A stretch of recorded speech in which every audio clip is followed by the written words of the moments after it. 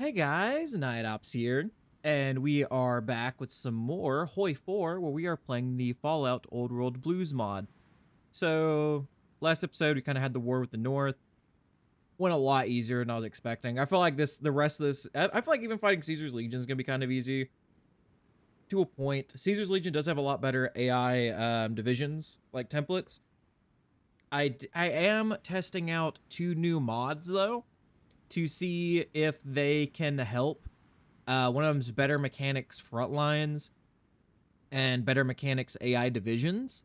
So with both of those, I'm hoping that AI will build better unit templates, larger ones I can actually hold and stuff like that.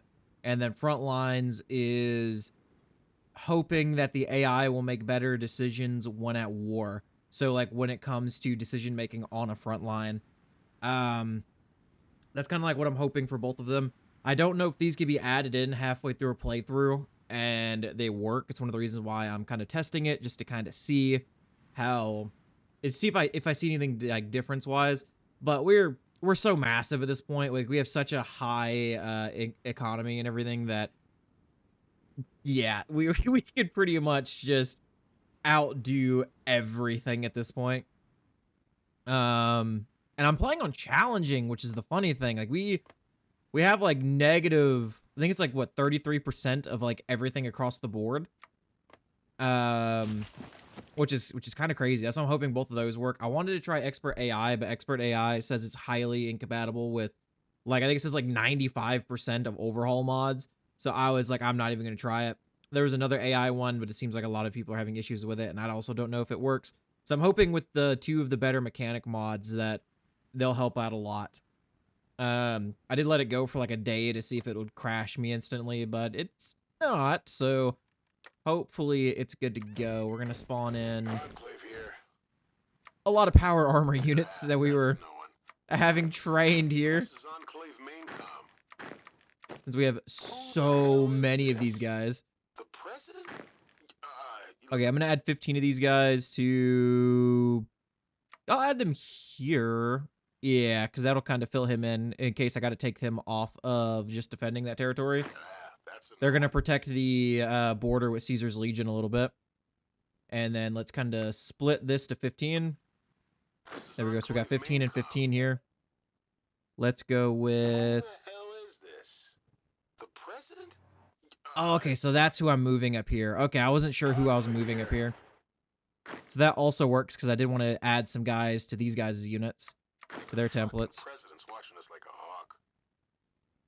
We're over by 1. Okay, who do I add this to? Why isn't your video feed working? Okay, you're just on the front down there. And then we have this other 15 here, which these guys... I think this is my main fighting force, right? Yes, this is my main fighting force. Everything's always tighter out here at Enclave. Then I'll make these guys their own then. Their own little unit template. You know what? Yeah, we'll go with Nate.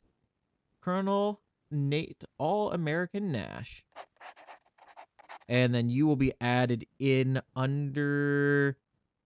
You know, you'll be under his command for the time being, but you're going to go stay on your general order, so you can sit here on this.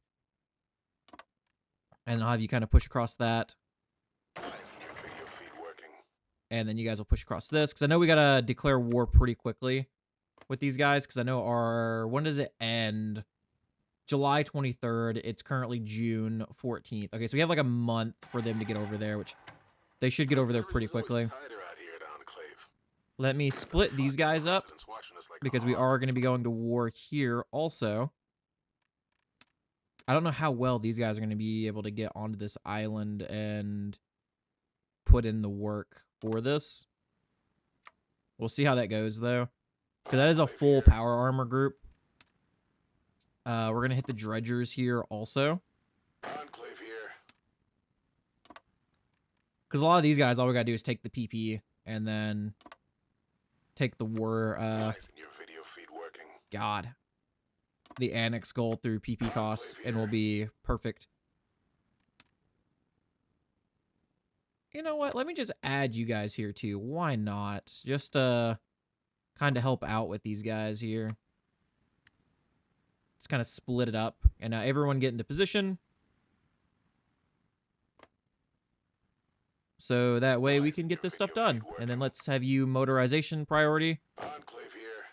Yep, everyone has motorization priority. Perfect. Now I'm wondering if the AI will change their templates. I know the Caesar's Legion already had decent templates for some of their stuff, depending. Yeah, like you see all the support companies they have attached to this infantry unit. This one they have like nothing attached to it. But it seems like every faction will have some kind of basic infantry unit. Kind of like their militia, I guess you would say.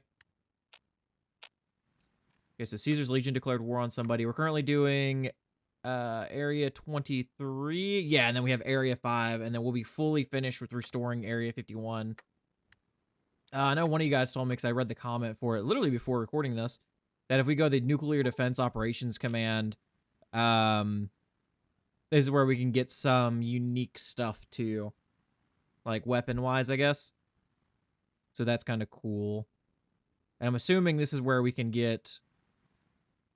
So we can empower them. We can give them power and stuff, which I'm probably just going to not form Mexico and Canada.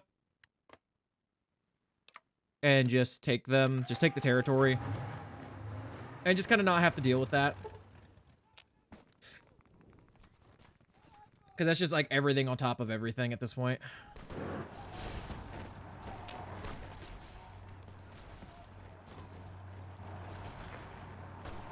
Yeah, they're just kind of like walking in.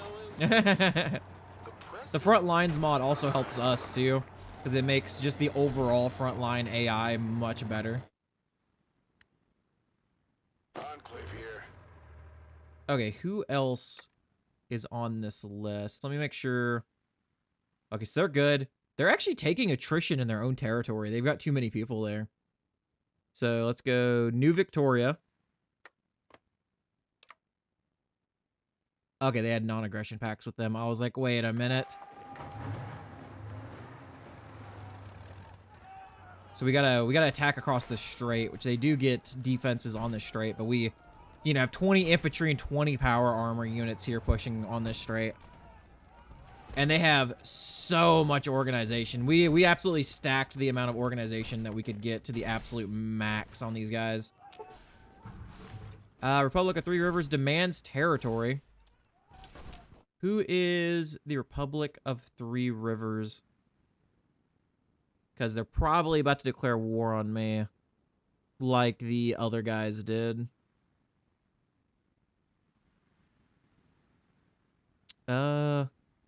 Republic of Three Rivers.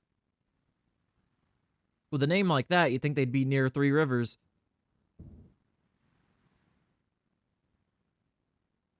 Yeah, I'm not seeing where these guys are. Are they even bordered to me?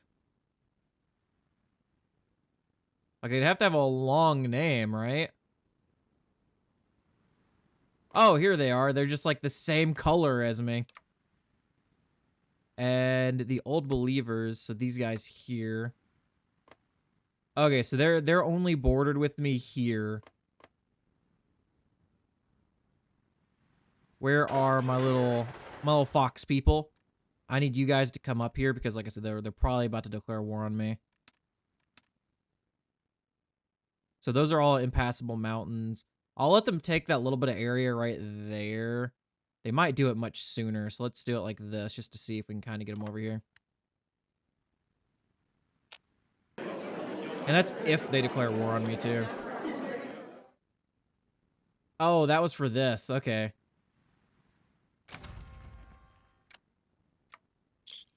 Okay, there we go. I thought it was for these guys. Oh, I was about to say they were kind of holding me a little better there, but they're kind of just getting pushed back. Oh, the Mariposa Corps, or Mariposa Corps. After battling and corralling a large group of renegade super mutants into a small canyon, we sent in our augmented super mutants. Despite fighting their own, our super mutants charged in, unflinching, and some even shouting pro-America slogans as they did. Their mounted armor chassis shrugged off rounds and took blows that would knock down a regular soldier in power armor. In but a few short minutes, the battle was over and only a few of our own were killed in combat. While not Frank Horrigan levels of success, we were never going to replicate him directly. As a bonus, we tested the self-destruct mechanism on their armor on the deceased super mutants. So if one ever goes berserk, our officers can surely remove them from combat at minimal risk to human life. About time FEV bore success. Horrigan power armor is crazy. Now, can that be a normal unit? So let's look at my, where's my units that I kept as extra here? So rapid response. Can this be a normal entire unit? So we have mutant, okay, no, that's just the muties there. Super mutants are under power armor. I don't think that's the power armor I'm thinking it is. No, yeah, Horrigan power armor. Never mind. So it requires Horrigan power armor.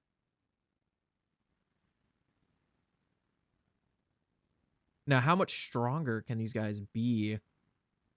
So 225, up to 225 for normal power armor to add one. Horrigan power armor brings it up to 235. So it has about a 10 more, at least on the attack.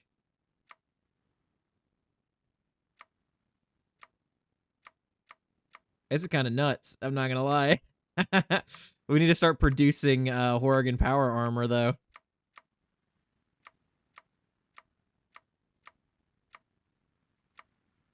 And then we could do just some normal power armor fire teams here. And then normal power armor demolitions team. Beautiful. And let's kind of build this out here. So support fire team, support artillery, support anti-tank, support demolitions. Support logistics. Let's do recon, maintenance, vertibird, medevac, heavy AA, anti-air. Because this unit's already slower anyway because of the Horrigan ones, so we don't really need them to be that fast in the first place. Power armor support. There we go. And I want to change the image on this to something kind of mutant looking. Maybe if there is like a Horrigan one, power armor helmet looking things. We do have some muties here. Oh, I might just go with the skull. You know what? I like the skull. We'll go with the skull. This is like our death unit here. I'm gonna name it just Death Response Division. We'll just put death at the beginning to make it sound better. There we go, rename. Let's move these guys up under here. We'll start training some, even though we don't have any of that power armor made. Jesus, we would need we need about 1.4 thousand of these. Okay, we can't make that many at once. Okay, perfect. And that's just for 5 or 6 of these guys. We would need 1.4 thousand of that power armor. But luckily, we have the technology. We have the infrastructure to be able to do it. Yeah, these guys are gone. Dead and gone. Dead and gone. Let's see what we have here. So we have a lithium mine, which actually gets us 22 of the other stuff that we actually need there. Can't remember what it's called, if I'm being honest. Integrate capture. Ooh, yeah. Let's integrate the captured Fumatari. Fumatari. Install police force. Power on power grids that are there. Construct new power grids. Let's take this. Okay, so this is what we do have to take for this. So we need, because we took one of these already for the design for the other one. We'll take this too. God, we actually need a lot for this too. So has making our own advanced components. Wait, was that a research or what was that? Okay, has researched. Okay, so we need research for that. Is that under sophisticated though? Because that should be, I'm thinking, industry? Composition shapers, refined, etching solutions, nuclear reactor, refined, advanced, refined. Oh, Oh, I did not realize that this actually opened up a little thing over here for us.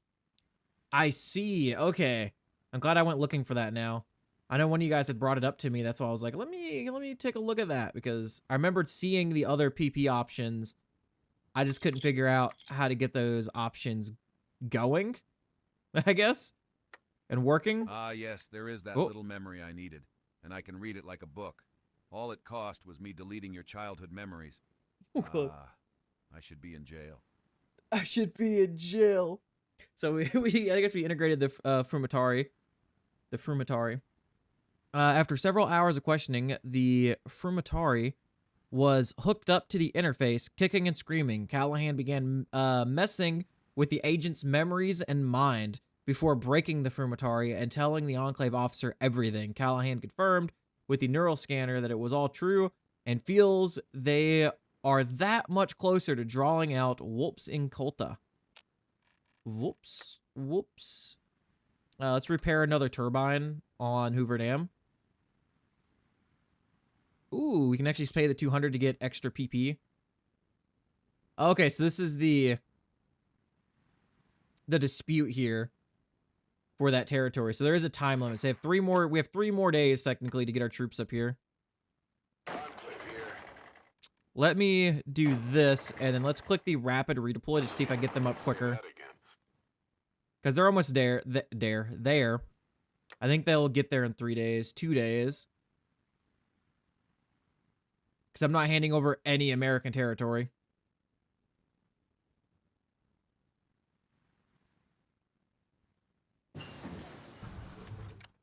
They're about to declare war on me once this pops. Oh, we're right here. Okay, industry. Let's actually take this now. The fucking president's watching us like a hawk. Area 23. Mercury Operations Center. While not exactly Los Alamos or 51, Mercury, Nevada sits just north of Mercury Pass, a major caravan route via the North Route to New Vegas. The closed city was built by the Atomic Energy Commission well over 300 years ago and was the main competitor for Big Mountain, the massive defense research think tank in the region. Regardless, the city was locked down via robot guards pre-war, which kept many at bay until the site, or from the site. But that isn't a problem when you have government access codes. With the town under our control, our scientists and engineers welcoming the change from the stuffy Fort Sierra, where they've made their home these past few years, and have felt themselves a renewed sense of discovery and drive. Sometimes all it takes is a change of scenery. Okay. And let's take Area 5. I want to set the world on fire. Oh, yeah. These guys might not declare war on me, because the front lines mod does change AI decisions when declaring war on people. I think they're less likely to declare war on you when they're not as prepared on their front lines. So we might not even have to worry about them declaring war on us. Oh, never mind. As I said that, they actually got all their troops into position first, I think is what they did. And then declared on us instead of just declaring on us straight away. But luckily, since all their troops weren't in position straight away, that allowed us to get into position. I'm waiting for these guys to join. These guys are in their faction. I don't want to move. There we go. I was like, I didn't want to move all my troops and then these guys join and then surround us.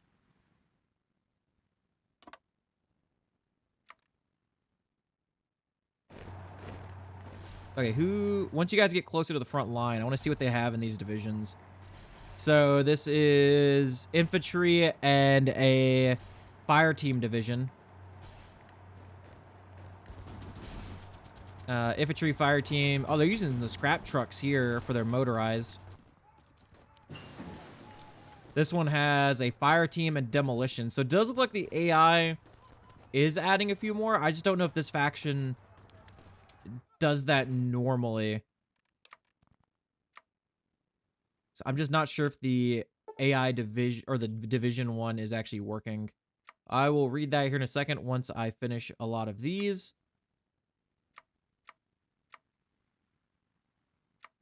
I just need to see what I need to research here. Core creation costs will lower that. Yeah. Okay.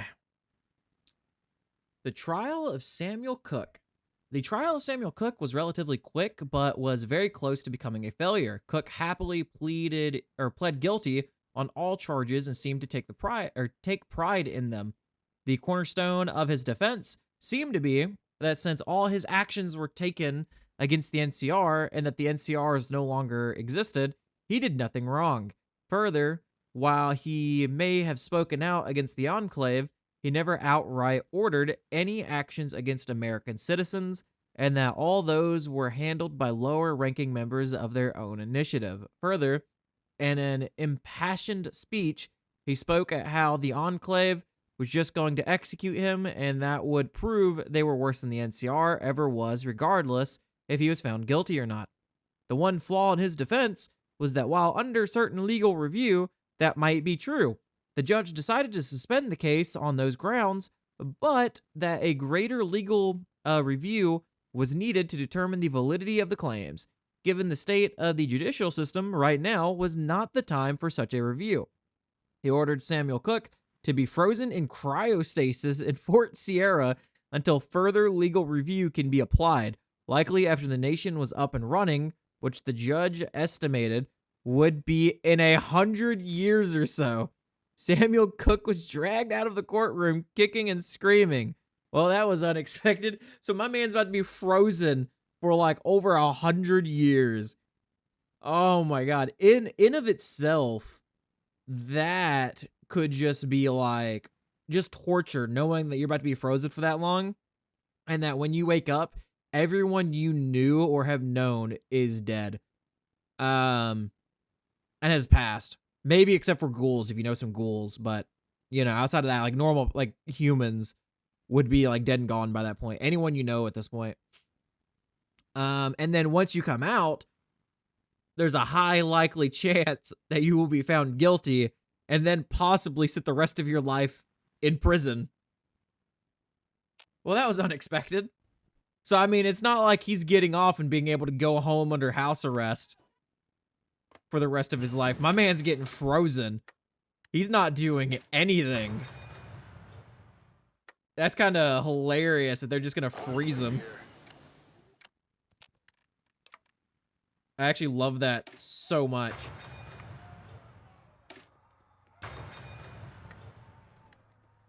One of the things that's funny is I'm upgrading my navy a lot. Like, taking a lot of research. I don't think we're gonna be fighting that much of a naval fight. That's a new one.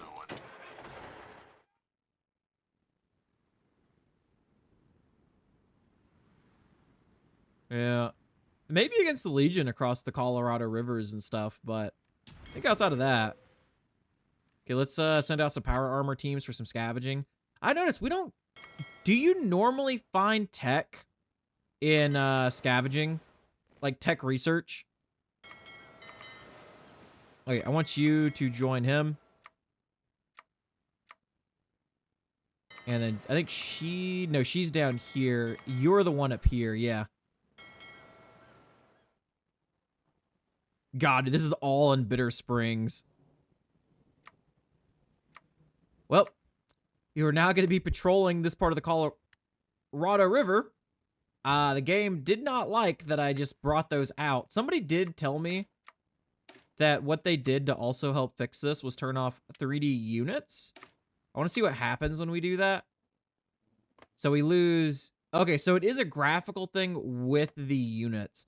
But I like being able to see my units, so I'll just take... Wait, let me actually see if I turn it back on. Will it do it again? Yes, yes it will. Oh my God. Well, I'm just going to restart my game because I seemed to fix it before, so I'll be right back. Because I like being able to see my units as they're moving into territories and stuff. It helps give a better visualization of what I'm doing. Okay, we're back, and that did fix it, so we don't have the flashing issues anymore. And that gives us 22 ships, 22 medium ships at that. In this section of the Colorado River. Oh, it's kind of back. I only restarted it once this time. Usually it takes like twice to fix it fully. But it's not like as bad. If it gets bad again, I'm just gonna do it again. Like I said, normally it normally takes me twice to do it, funny enough. Okay, this is what I was afraid of happening up here. Enclave here.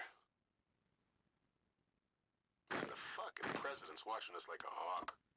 Because this is the one thing that annoys me about Hoi4 President? is when stuff like this happens.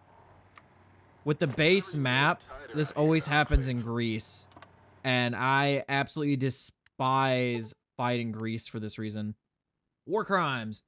During our struggle to liberate America, American forces engaged in what some might call war crimes against the civilian population. Pictures of the incident have been released in newspapers across the United States and have been greeted with common condemnation by the New World Party.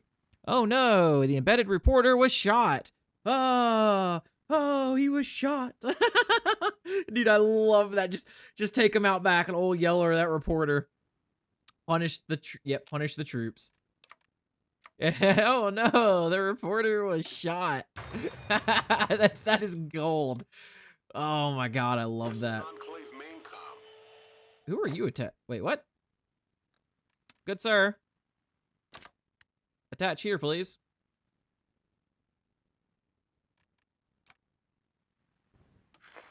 As long as we have ports up there, we should be fine with supply anyway. Okay, the dredgers. Let's take you guys out while we're at it. Because I'm trying to deal with a lot of these other guys before I go to war against Caesar. We actually have more territory than Caesar now, which is great. So, 191 days until the game forces us into the war with Caesar. Caesar don't want the smoke. That's why he's waiting on that. Oh, and capture another agent. You know, we have the PP for it. Let's do it. We'll capture another one. And then we have all these, like, debuffs that we can hit them with. Yeah, let's actually take out some of his factories. So some of these are good to go again. That aren't, like, directly against his infantry or troops. We'll hit his monthly population, though. And let's rescue some more slaves from Caesar's territory. And then we need the dredgers, which I did see the dredgers on here. There they are.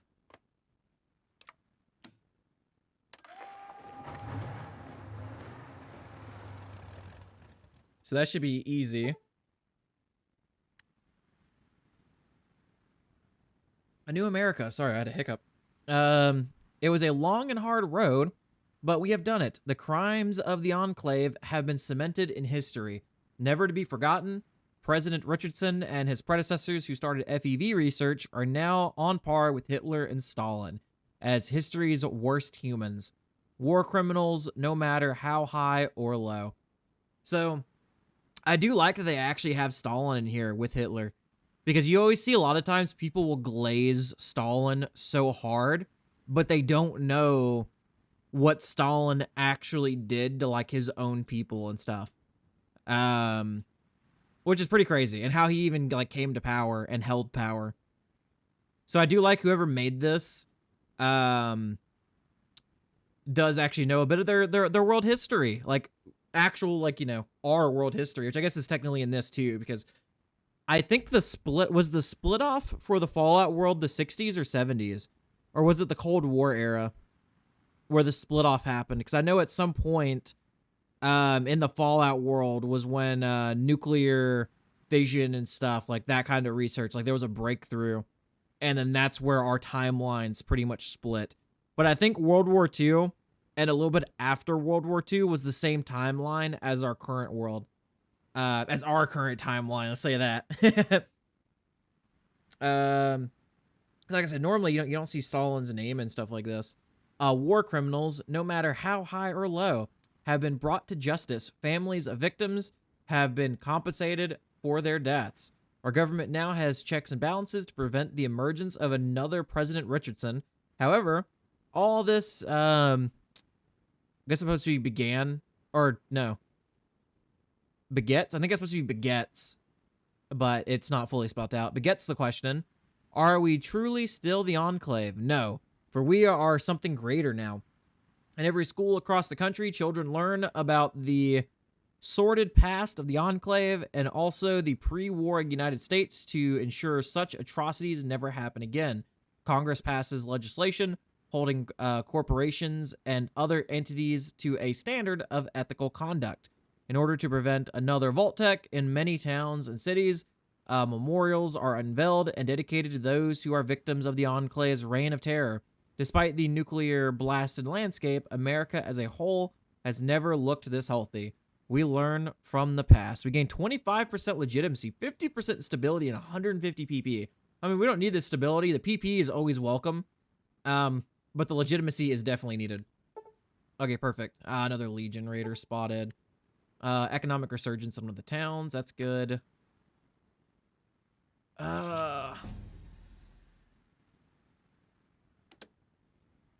Okay, so that was the Reparations Act that finished. So that finished and that gave us those ideals, good sir. Oh. I honestly forgot I was at war against these guys. I just kind of like let it go and was like, okay. I totally forgot I was at war against these guys. Oh my god, dude, they got some Navy over here. I think that's the largest Navy we have actually seen so far. Like, even bigger than the NCR Navy. Let's see what their Navy looks like. Oh, yeah, dude. Oh, my God. They had a crazy Navy. They had 9 heavy ships, 31 medium ships, and 60 light ships. These guys could have destroyed anybody's Navy. Like, that is kind of crazy. So, media personality and Coast Guard. I'm just going to choose you, Samantha Price. And then I guess I'll just convoy raid. So the river, no, the river doesn't end here. It keeps going. I'm not really sure where I should kind of keep you at right now. You know what? Right there should be fine. Just hold that. Oh, it's not accessible? Let me... No, yeah, no accessible region. Okay. Then what is, like, accessible to you? Can you go here? Oh, this land bridge right here. There needs to be, like, something here, kind of like how... God, like the canal has and stuff, because...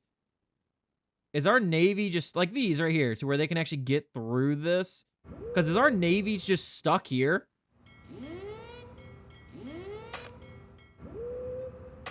How's our... Okay, I don't know how I was just able to choose land here for our Navy to sit on, but, yeah.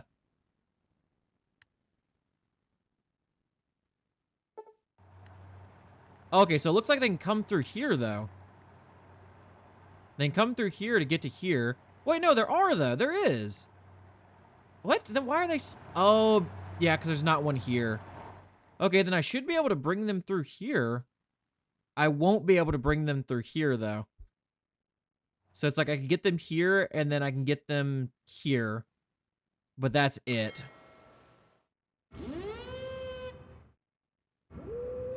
Yeah. Oh, no, it's still saying no accessible regions, even though we do have this here. Huh.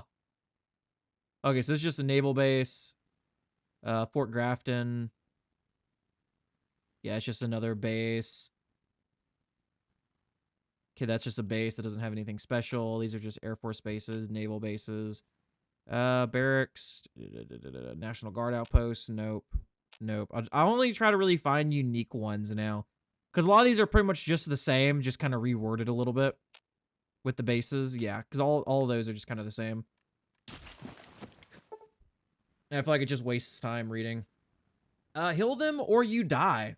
The Legionnaires had rushed them into a cave. Several others had been killed by sniper fire, and the Centurion was laying dead on the road, his skull in 100 pieces. The Decanus who had been the second in command, guarded the entrance along with several others as the recruit legionaries stayed back with the slaves. As well as some wounded, one of them ordered the slaves to heal one of the wounded recruits, threatening death if she didn't heal his friend. The threat, however, was short-lived when a black-clad ranger turned off his stealth boy and executed the legionnaire where he stood. Others flooded in, securing the slaves and deactivating their collars. The rest stood in shocked silence at the sight. One of the rangers spoke up. "The Legion can't hurt you anymore." Bro, can you imagine that? You're just some recruit standing there, like, guarding whatever you're guarding, and then all of a sudden, just a massive black power armor just appears in front of you. Like, those last few seconds of your life had to be the most horrifying few seconds. Like, that had to have been, dude. Oh my god. Frumatari, captured. For all the Enclave's advanced technologies, sometimes simple old-fashioned tech like flashbangs. Okay, so we've already read this one too. Yeah. We're going to become friends. Fast friends. Yeah, so that was one that I've already read. So we have the Metis Congress over here, which we are also about to take. So let me actually split you boys up to each area. Oh, so they're in a faction with them, or that's like their puppet. Well, it's a good thing I've got like 3 of you guys, because we have 3 entire fronts here that we'll have to move down. I think we have... No, we don't have any straights here. That is surprising. With the amount of straights, like, everywhere normally, I am super surprised that there's not one there. Who the hell is this? The president? And I'm just gonna have them all kind of, like, meet up here. The fair and lovely country of Pleasantsdale. Okay, so they're... Enclave here. You guys seriously just gonna, like, just gonna be stuck here? The president? They're, like, not moving. Or I say not moving, but, like... Because I guess they didn't have any more of this, like, markers on where to go. This is Enclave Maincom. I don't think there's a way across, is there? No, okay, so this is, like, the last of the territory on this side. Legion raiding party spotted. Oh my god, it did this again. Okay. Any one of you to move into there. This is Enclave Maincom. I'll attach this entire division here. To push the rest of that. Because once this single territory here is done. Okay, so that is the marker for this finishing. Or maybe not, actually. 175 days on that. Oh, no, it was this that finished, yeah. So, what do we want to go here? That's circuitry. You know, let's just go for a lot of the power, because, like, this gives us 50 power right here. It's like one of our main ways we kind of get power. Who was this? Okay, that's you. Also just fill in over here and then help push this since you were, like, a lot faster with the power armor. Other groups are declaring war on each other. Are you guys in position? Pretty much. Oh, wait, Kraken attack. This is what I was talking about with the ocean. With wanting, like, more details about the ocean fallout. So, the commander of our most recent pirate operation has reported back that his task force has been severely damaged at what the commander described was an attack by a Kraken. Oh my god, this is the first time we've actually gotten this event for the pirate raids. Approximately 3 hours, so approximately, I guess, 13 hours. He was tracking a large sonar contact when the entire task force suddenly lost all radio communication in a scene from a horror movie. Massive tentacles sprung up from the deep and began grappling the flagship, seemingly ignoring fire from the escorting vessels.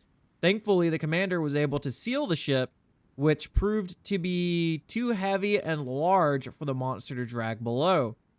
One of our cruisers managed to flood the side of its ballast tanks to get its guns low enough to take a direct shot at the bulk of the creature, which thankfully ended its existence as the tentacle went limp and the creature slowly drifted into the deep. Unfortunately, several ships were damaged beyond repair and were scuttled after the fight.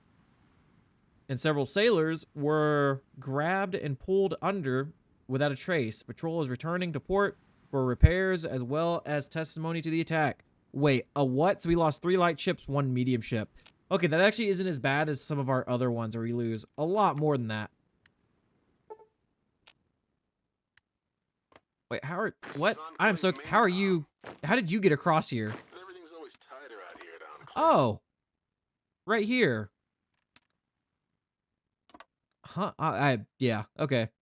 Just push that, please. Finish them off. How are you guys looking? Oh, yeah, you're just walking through now. Tis over. Area 5. I want to set the world on fire. While the M42 was developed and tested at Fort Strong from the East Coast, the main production center of the weapon was contained at Area 5 at the Nevada test site.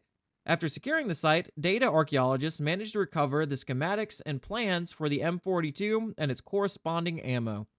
We now have access to its pre-war treasure of a weapon and can put it into production immediately under the aircraft tab. I like how it tells me where to find it. Once sufficient numbers are built, we can arm them in decisions for use by our commanders in battle plans, or through spy missions. The Wasteland will soon learn what it's like to face a real superpower. God bless America. We get mini nukes. We get mini nuke technology. Let's go. Okay. So now with that, we are going to go, I could start some more of the other rebuilding, but I want to go with the nuclear defense command stuff because I want to see where this kind of leads us to also. Why isn't your video feed working? Good sirs, can I get you to actually push these? Wait, did they put their navy here? It's not showing their That's a no one. naval supremacy, though. Usually you can't push across straits, though, because of an enemy navy. So let's add this territory as ours. That's a no one.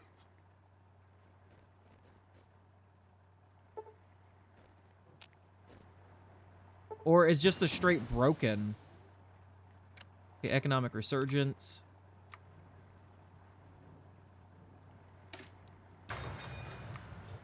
Oh, let me go to the air tab because I want to see these mini nukes.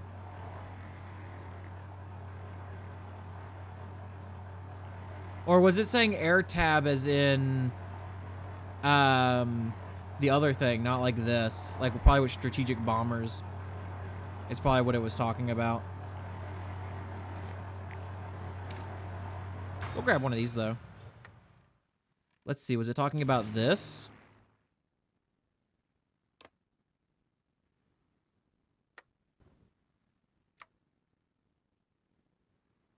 So naval strikes. Huh.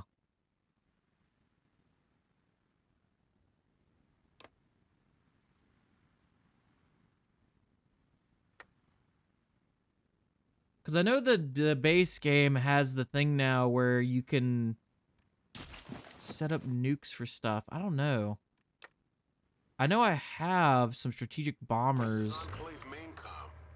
placed over this. Yeah, we have these strategic bombers here. These should be able to nuke stuff.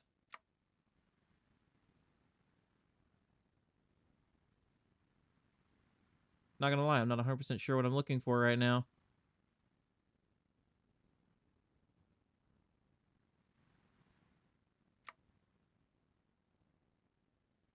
Huh.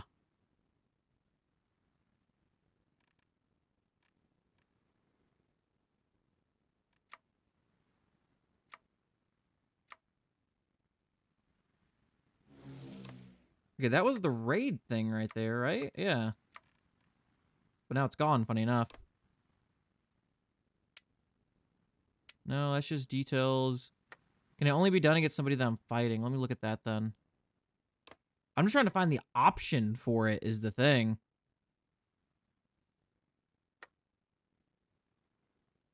Because I'm not seeing an option to drop mini nukes on people.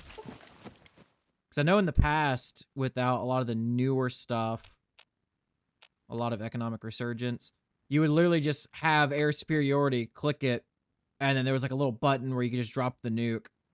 But now I know with how the game is, it's different with how that works. Okay, so this is just operation stuff. Let's place you in flags. I really don't want Courier 6 dying. That's why I haven't really put him out anywhere. But I am wanting to see... Might be because I don't have any of this really upgraded either. But I do want you just to come back. Just run counter intelligence. Yeah, just run counter intelligence on our area here. Yeah, I don't know how to make that work. Economic resurgence. Okay, so this is the mine. McDermott Lithium Mine. Any Wastelander charts in North Nevada will show a big red X and a "Here be death clause" through a sizable region known as the McDermott Desolation. While this is, of course, the Wasteland, and desolation is the word of the day, it doesn't take much looking around to find out why the region has earned this name. Where once a wilderness might have been, there exists... Oh, that was a hiccup. Sorry about that.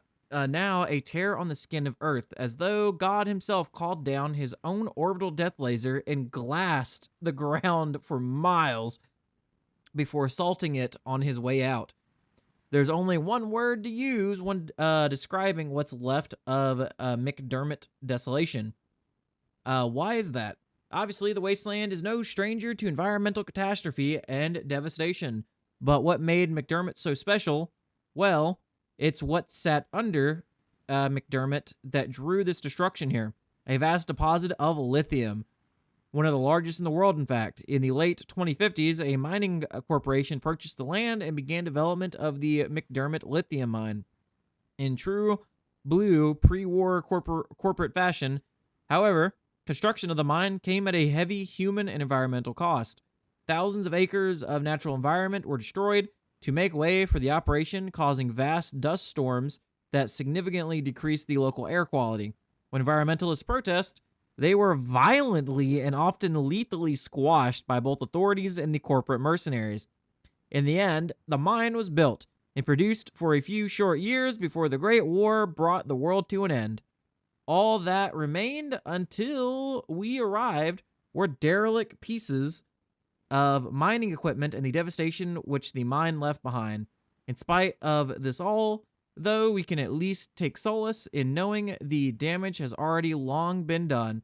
We've now reestablished the mine, extracting lithium to be used in the production of advanced composites and ceramics. It sure did earn the name, so adds the McDermott Lithium Mine Victory Point in McDermott Desolation. That's cool. I'll have to be right back, guys. My buddy's calling me. Okay, I'm back. They were ordering DoorDash and asked me if I wanted anything, which I do not. Let's see. So we finished reading that. Oh, the dredgers finally are gone. They have dredged their own grave. Let's see what we have here. Submit. Perfect. So the dredgers are now gone, which we have their navy now of screening ships, which is 15 medium ships and 21 light ships. Oh, we're actually... Okay, so I think that is the case, because we're fighting their navy right now in New Victoria.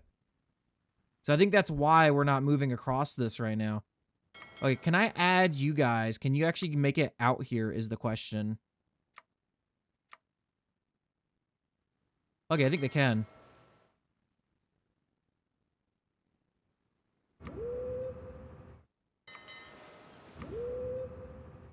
Oh yeah, get out here to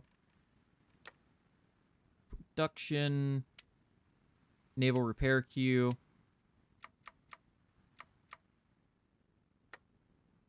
Actually, we can actually set a lot more than that. I normally don't have to set this. Normally, they automatically go and just grab free dockyards to repair.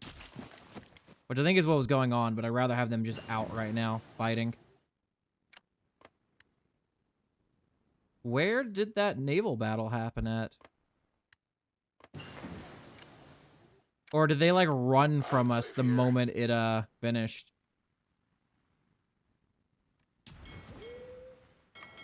I mean, we have a lot more ships coming out now to take this fight.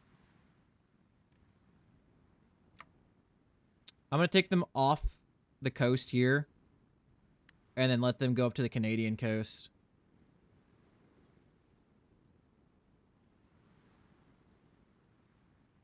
Okay, they're all moving to assigned fleet areas. This is Enclave Maincom. So I need to murk their fleet. Nuclear Defense Operations Command. Pre-war, what has become known as the Divide was home to the Ballistic Defense Division's Southwest Operations Command of the Commonwealth Ballistic Administration. A mouthful, if there ever was one. Suffice to say, we aren't expecting to be nuked anytime soon, unless it's ourselves. Instead, the base had the location of several of our nuclear silos dotted across the United States, several of which were automated to build more nuclear missiles. We cannot begin to stress the danger of these weapons falling into enemy hands. While we can answer the nuclear question later, we need to make it a priority to collect and recover nuclear weapons across the continent before it is too late. But to do that, we need a base of operations, and that base is the old Ballistic Defense Division Operations Center in Hopeville. Since we've returned to the base, we've been hard at work getting it ready to resume operations once more. However, resources are starting to run short for the time being due to other construction projects, and for now, we only have the resources to complete one project. Okay, so it's letting us choose left or right. So we can get the Ashton Air Force Base or the Hopeville Missile Base. Let's get the Hopeville online. I like the missile base being online idea. Hopeville Missile Base. Hopeville Missile Base was the Army component of the Commonwealth Ballistic Defense Complex and was tasked with maintaining the missiles and ensuring the base remained in a ready state in the tectonic unstable region of the Divide. Much of the base has been looted or scrapped largely from the two communities that sprung up around the base in the intervening years. Thankfully, they didn't activate the nuclear warheads in the base, because that might have caused some problems. We don't know exactly what our predecessors were thinking when they built a missile base near the San Andreas Fault. However, records show the U.S. Army Corps of Engineers installed a series of seismic sensors around the base. If they tripped, then the base would lock down to ensure that no missiles was damaged. Apparently, this backfired as the sensors couldn't differentiate between the nukes hitting California and Nevada and an earthquake. Thus, the base went into lockdown and never launched their deadly payload. I mean, that's still kind of good for us. We're sure China was very thankful. Regardless, the nuclear bombs had, ironically enough, stabilized the region, though that doesn't mean we won't be restoring the seismic monitors just in case. Curiously, we've noticed that there seems to be some residual seismic activity coming from below. It might just be old systems. We'll keep you informed. Good to see it back in order. So then we'll do Ashton Air Force Base. It's only actually 15 days apart, which isn't that bad. Okay, we have a lot of PP. I want to take some naval stuff here. Oh, this is Chief of the Air Force. Okay, Chief of the Navy here. It's Carrier Command, which we don't really need. So let's do, let's grab that. Let's grab Privateer Heritage. That's actually kind of nice. And then Commerce Rating. And then Defensive Admiral. I'm going to hold off on him because, like I said, we can't do any of those at the moment. Like, we can't make any aircraft carriers right now. So when we take more naval stuff, I'm hoping that we'll be able to grab some other things. I like the initiative that this guy gives. Yeah, we'll take him for the initiative. It's been a minute since I've looked through these to see, to look for any of the new stuff.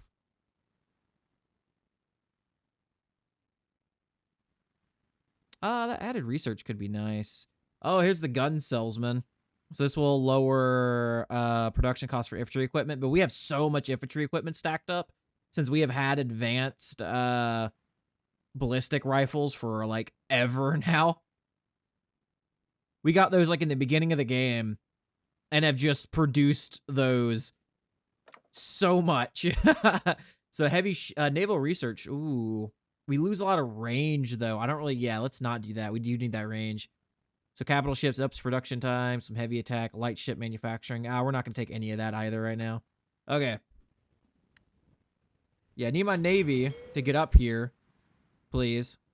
Okay, a lot of them are coming up here, which is good. Got some more naval tech coming out. Like I said, we're just going to take a lot of the research here. So we can take a lot of the research all the way up to sophisticated, which we should be able to get later. It's going to feel so weird when we play a non-Enclave style playthrough, especially with this one, because we're going to have a lot worse tech for a lot longer. And that's going to really, I feel like, change up gameplay a lot. I'm really getting in between, though, on who to play next. There are so many nice factions that I really want to play. I just don't know who to actually play. Automatic split off. You know, attack at high. They're sitting in port. Is that because one of you are damaged? No. Oh my god, that's happening again. Are you guys just stuck here in the sea? No, okay, they can go up there. Okay, I go here. Think they can go here? Yep.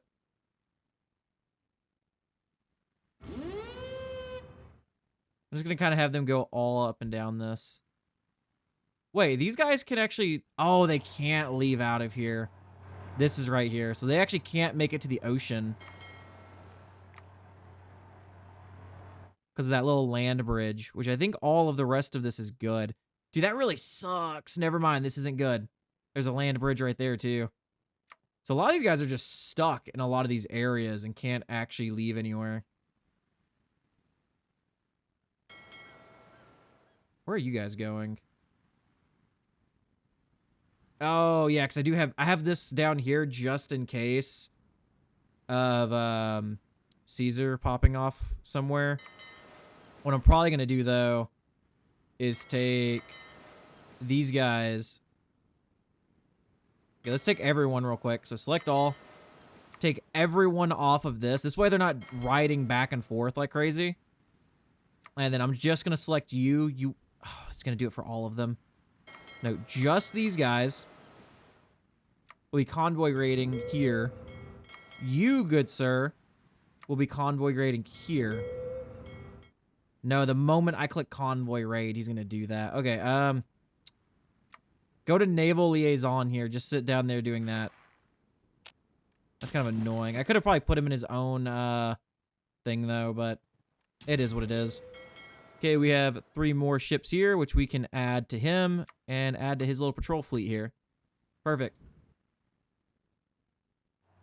Why isn't your video feed working? Oh my god. I'll be right back. I think I need to just not bring out my navy to some stuff, like moving navy out. Because for some reason, it seems to be with the navy that's causing this. I think that's what it is. I don't think it's units. I think it's the navy textures. So we'll be right back. Okay, we're back. I almost clicked to end the recording That's a no one. instead of the other thing there. Okay, see, it shows them here being out here. We just haven't, I guess, found them. We actually don't have that many ships out here right now. That's actually kind of dangerous, I'm not gonna lie. You know what, let's stop everything in California right now. We'll deal with that later. I want all of my ships to be up in the Canadian coast. Because I need to track these guys down. Let's also get... Oop, I did not realize I was unpaused there. Whoops. Let's get some air power over here. Because Cass should be able to deal with ships also. So let's get 150 Cass out. And then let's do naval strikes. And then we'll put some more over here.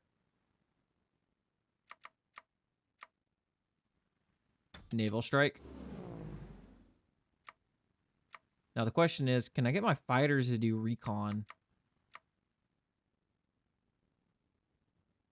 No, but I guess I could just do some air superiority over these waters. Oh, I also have their airfields here too. So let's just do a lot of naval strikes, honestly. Oh, I can actually do a lot more here. How many can I do? 450? I already have, what, 150 there?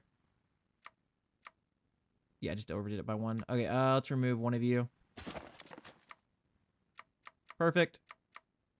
And then let's do naval strike. We should be able to find them and take them out super easily. Even if we don't have a large navy searching for them. Oh, yep. Instantly, the moment they popped up, we found 2 of their light torpedo holes and did 99 and 98% damage to them. That's kind of crazy. Okay, I'm going to change you guys from doing naval strikes to port strikes. So the ships that are in... Oh, I can change them all to doing both. Okay, yeah. Do both. This way, the moment they get damaged and go back to port to repair, we can strike them both.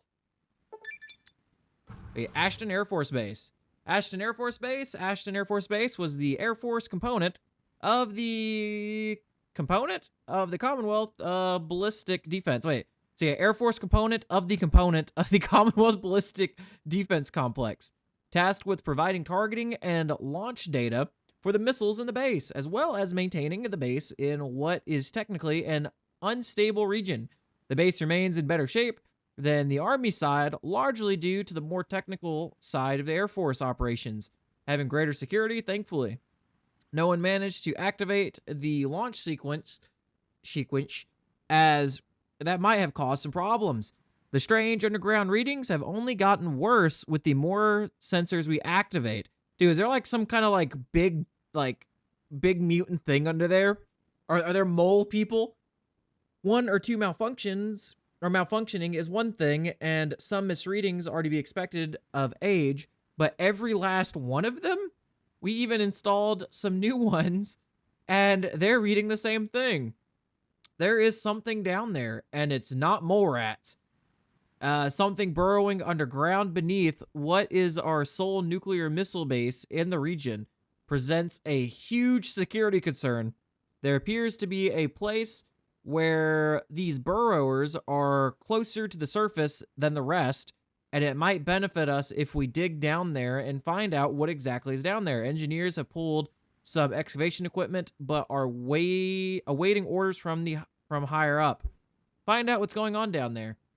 Okay, so something I want to do, because this has to do with like burrows and stuff. Where's the options? God, where is this? Secured. Okay, so I think we're waiting on more options from that too, so we can't take this yet. So that's actually kind of good, because I did want to take God, where is it? One of the options we hadn't had open for a very long time. Here we go. So the Farson project, and then United We Stand. So we're gonna take the Farson project, which the thing that sucks is we're gonna lose some legitimacy and then a lot of stability here. But I want to go through and finish that and actually get that done. So yeah, I think we have most of our naval research done. Let's finish off these industrial ones. Okay, the 2 destroyers that we took out, is that... Okay, that's not all of their navy.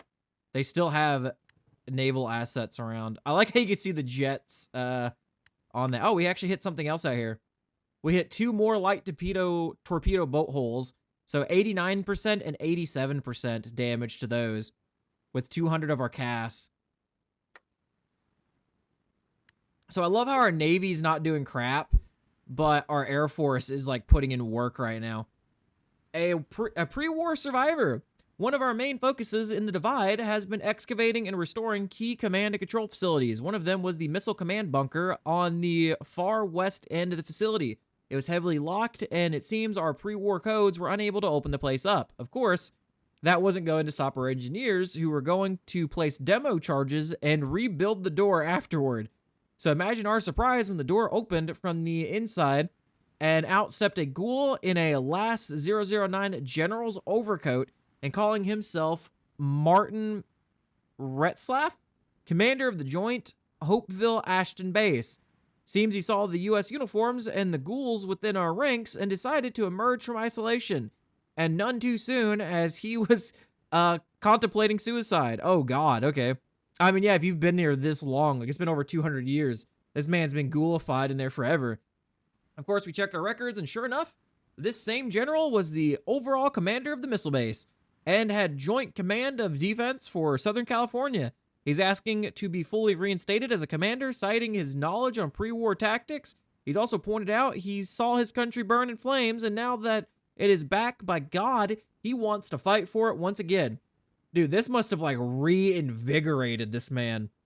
Like, I can just imagine this general in there, sitting in there for over 200 years, and then seeing the, like, United States military and government, like, that he fought for, and that sat through a nuclear war for, and then is like, dude, this man must have he must have thought he was seeing things at first. I would have thought I would have been seeing things at first. I would have been driven crazy by this point. That's honestly something that I find crazy, is that a lot of the ghouls in the Fallout universe aren't crazy yet. I feel like probably a component of the feral ghouls is probably their mental state too. Because a lot of the ghouls you find that are still around that were from pre-war era, I feel like are like usually the strong like mental types of ghouls. Now, some of them are on the other end of going absolute crazy, and you can kind of see that does, I feel like, make them a little feral, or start to go a little feral. Mole rats have infested the underbelly of Steeltown. We aren't sure how they made their nest undetected, but at least 6 people have been partially eaten so far. Only a man named Jeremy has died so far, despite being a banker. His death has caused an outcry. People are leaving. So where are the raiders when you need them? So it's just developmental income. So we lost 4 of our casts against 5 light torpedo boats, but we damaged those light torpedo boats like crazy, which means they got to go back to port to Hill. So honestly, 4 casts to damage 5 light torpedo boats, not a bad trade. Video feed working. I just realized these guys don't have a capital. Oh, wait, no, they do. We actually... I like how we're holding their capital, but it's still showing it as theirs. I feel like they would have fallen if this capital was actually fallen. I kind of find that dumb that that's not actually the case right now. Oh, here's their main navy. So a lot of it's undamaged. They're super heavy. They have a super heavy ship. The Queen Victoria, super heavy refurbished tanker. We did 98% damage to. We damaged 4 of their heavy ships. And then their medium ships are undamaged. And their light ships are undamaged. It's kind of sad that I have to destroy those. 2 more light ships there have been damaged. Okay, that's off of that one. So we lost 4 more casts from doing those, but that's fine. If I move out of this... Oh, I can't even retreat these guys. These guys are stuck on this island because of their navy. Now, let me see something. If I do this, right? And then let's say I deselect this.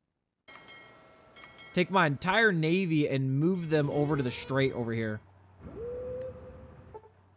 I think this will work. Legion landing party spotted. Yeah, we're not going to read that. We damaged some more of their ships. We lost 2 there. Who the hell is this? The president?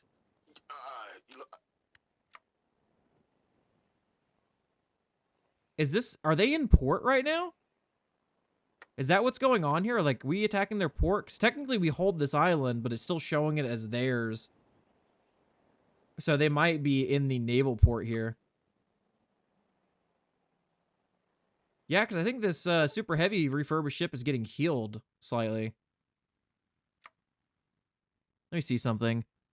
Enemy ships damaged, so we did damage a little bit more. Not like crazy, though. Shot down. Oh, you can actually see what ship shot down which planes. That's actually kind of cool. I never noticed that before. Yeah, I think they're in port is what it is. Oh my god, there goes that again. So 10, we lost 10 cast, but we damaged 5 of their ships.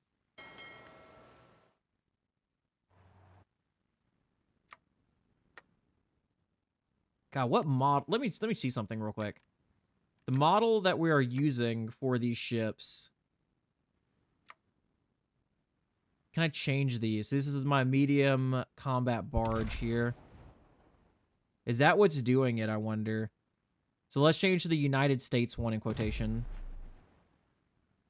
But the issue is it's not going to be all the ships, because some of their ships are also going to be on different textures. Wait, I'm confused. What did I just do?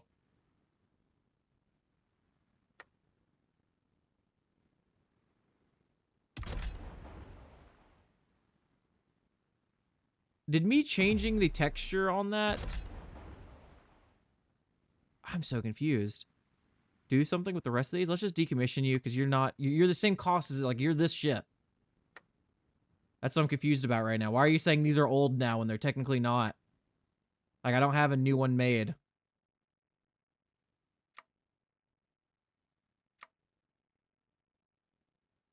Yeah, she's getting rebuilt and repurposed here. Oh, you can see it messed up. That's hilarious. You can see one of them messed up right here. The texture is just a floating box with a little demon chick face on it. That's actually hilarious. Let's do engage at high risk. I think they're in the port. I wish you could do a port strike with ships. Oh, it's my ships. Enclave Where it's messed up. Yeah, I wish you could attack somebody's port with your, oh, God. With your ships itself. It's a massacre. Dude, that looks horrendous right there. The engineering team broke into a series of tunnels before they were attacked by dozens of reptilian mutants that slaughtered them wholesale. Base security responded before they themselves were overrun as hundreds of the things flooded out of the tunnels we had dug. We would have seen a loss of everyone at the base had they not retreated upon reaching the sunlight. It seems they have an aversion to bright light. The bases have been evacuated with response and emergency units moving in. Oh, dude, once nighttime hits, these guys are going to emerge like crazy. We're still getting readings from the seismic sensors, and it's indicating a lot more movement underneath than before. Dude, is there like thousands of these things underground right now? It appears we've struck a mutant hornet's nest. Due to the nature of the nuclear weapons stored at the base, heavy ordnance is ruled out, meaning the only way to get rid of these things is the hard way. Given that they easily wiped out a squad of power... I was about to say send in the power armor, but they wiped out a squad of power armored infantry. That's wild. It's not even going to be so easy to remove them this time. Prepared demolitions team will burn them out. So disaster in the divide. Don't we have our own mutants for this? So either way, it's going to be disaster in the divide. Let's send in our mutants.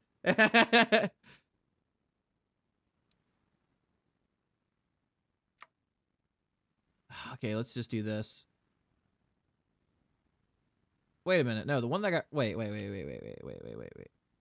No, that's Patrol Ship Mark 1. Okay, I'm just dumb.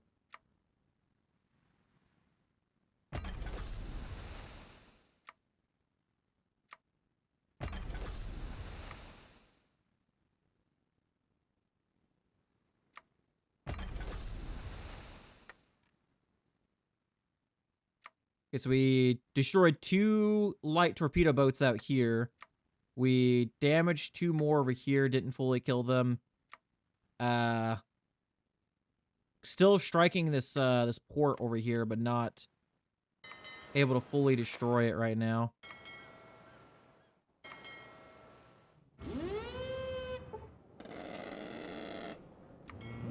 Dude, I like how it just shows him kind of floating. Oh, changing it to these. Like, it looks like it broke the images, but we're not getting the flashing anymore. The Farson Project. The Mole Miners of Farson. Hey, it's from Fallout 76, the Mole Lady. Mole miner society is simple, communal, and tribalistic. They are also openly hostile to anyone who is not them. Maybe it's this commonality they share with the old Enclave that drove them to not attack the soldiers on site. Maybe it's the fact that 200 years of killing everyone and getting nothing in return taught them a lesson or two. Using local translators who somehow speak their language, the American envoy was able to at least get them to conduct a trade of their resources for our food. Turns out most of them want more than just cave fungus. Interestingly, when our envoy team arrived again the next day, there was a massive pile of bodies outside the mine, and the mole miners were far more eager to conduct business with us. We're just going to pretend we don't know what that was about. Dude, that's hilarious. So they had like a little civil war, I guess. And we get Farson Mining Corps grants plus 16 or plus 15% local resources. Dude, they're like, we want to trade. Yeah, we're just gonna murk you guys and then trade what we want. So if these guys are stuck in port, That's a no one. why can't we move across this then still? Or there's still some that are out and about? Dude, we are losing a lot of casts now.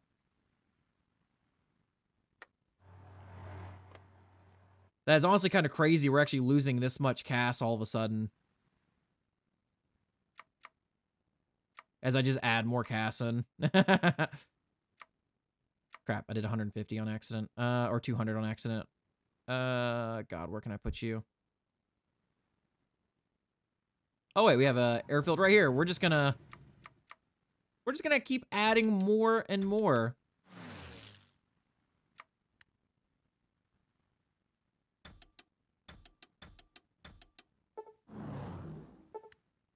Okay, our scavengers return in triumph. They get old world loudspeakers. I like the added PP though, 10% PP for 180 days. Disaster in the Divide. The situation at the base has only gotten worse. The things emerge at night, yep, and vertibird flights and the security perimeter have barely been able to contain them. What's more, they can easily tunnel through the ground, and our soldiers have given over to calling them tunnelers. Dude, those things look horrendous. During the daylight hours, we're able to send in automated units to scout, but even the mighty security bot is taken down by just a handful of these things. Yeah, but at least with the security bot, they self-destruct. Thankfully, they can't fly, and our vertibirds have been providing overwatch, and more are on their way as of now. The situation is stable. What was not stable was the military staff when Douglas Granite put forth his plan to have the Slantier take control of the situation. Yeah, baby, the tunnelers, let's go. That's what I was kind of hoping for. It wasn't that any of the general staff were prejudiced against the Slantier. It was that the Divide mutants were known to take down a security bot with numbers and ease. Even the Slantier called in were a little hesitant after reading the reports, yet, as the meeting drew on, more and more commanders came over to the president's side. The Slantier were well adapted to fighting in enclosed environments, and their heightened senses would be of an advantage underground. With further push, thanks to Douglas Granite's ruthless charisma, the decision was made. All that was left was to gather the strike force, prepare to face the might of the American military, the last thing anyone expected. Oh, okay. So something's about to go off there. And then let's do United We Stand for this. Research. Let's grab the last for this naval research here. And then it looks like our power... Okay, so the power armor unit for the prospectors haven't returned yet. It's funny because we're technically trapped on this island, but they're also trapped here. There's nowhere they can go, and there's nowhere we can go.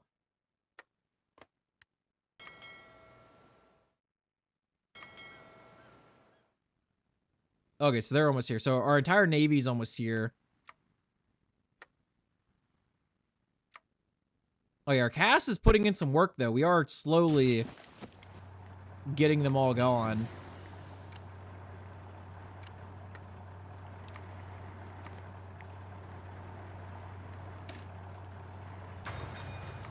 I'm just researching all this so we can get these extra bonuses, too.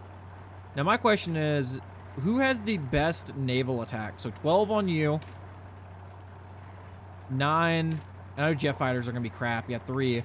Now, what about these upgrades? Oh, wait, 23. What about the jet bombers? 22. 12. I know these jet bombers probably have more range, but the carrier attacker, I'm researching that. Let's start producing some naval bombers. Even though, once we finish this off, there's really nothing stopping us at that point from doing this. Oh, we sunk the super heavies. I was wanting not to sink the super heavy because I was hoping to be able to take them and then steal their super heavy ship. That kind of saddens me that we sunk the Queen Victoria. There are these guys here, but, you know, there's no straits here that would be blocking us except for this one, but then we can just push across that. We sunk both of the super heavies there in that attack. Straight up, like, Japanese World War II stuff. Like, we sunk the Yamato is what happened here. This is Enclave main com. Okay, we still can't push across yet. We're still putting in some work.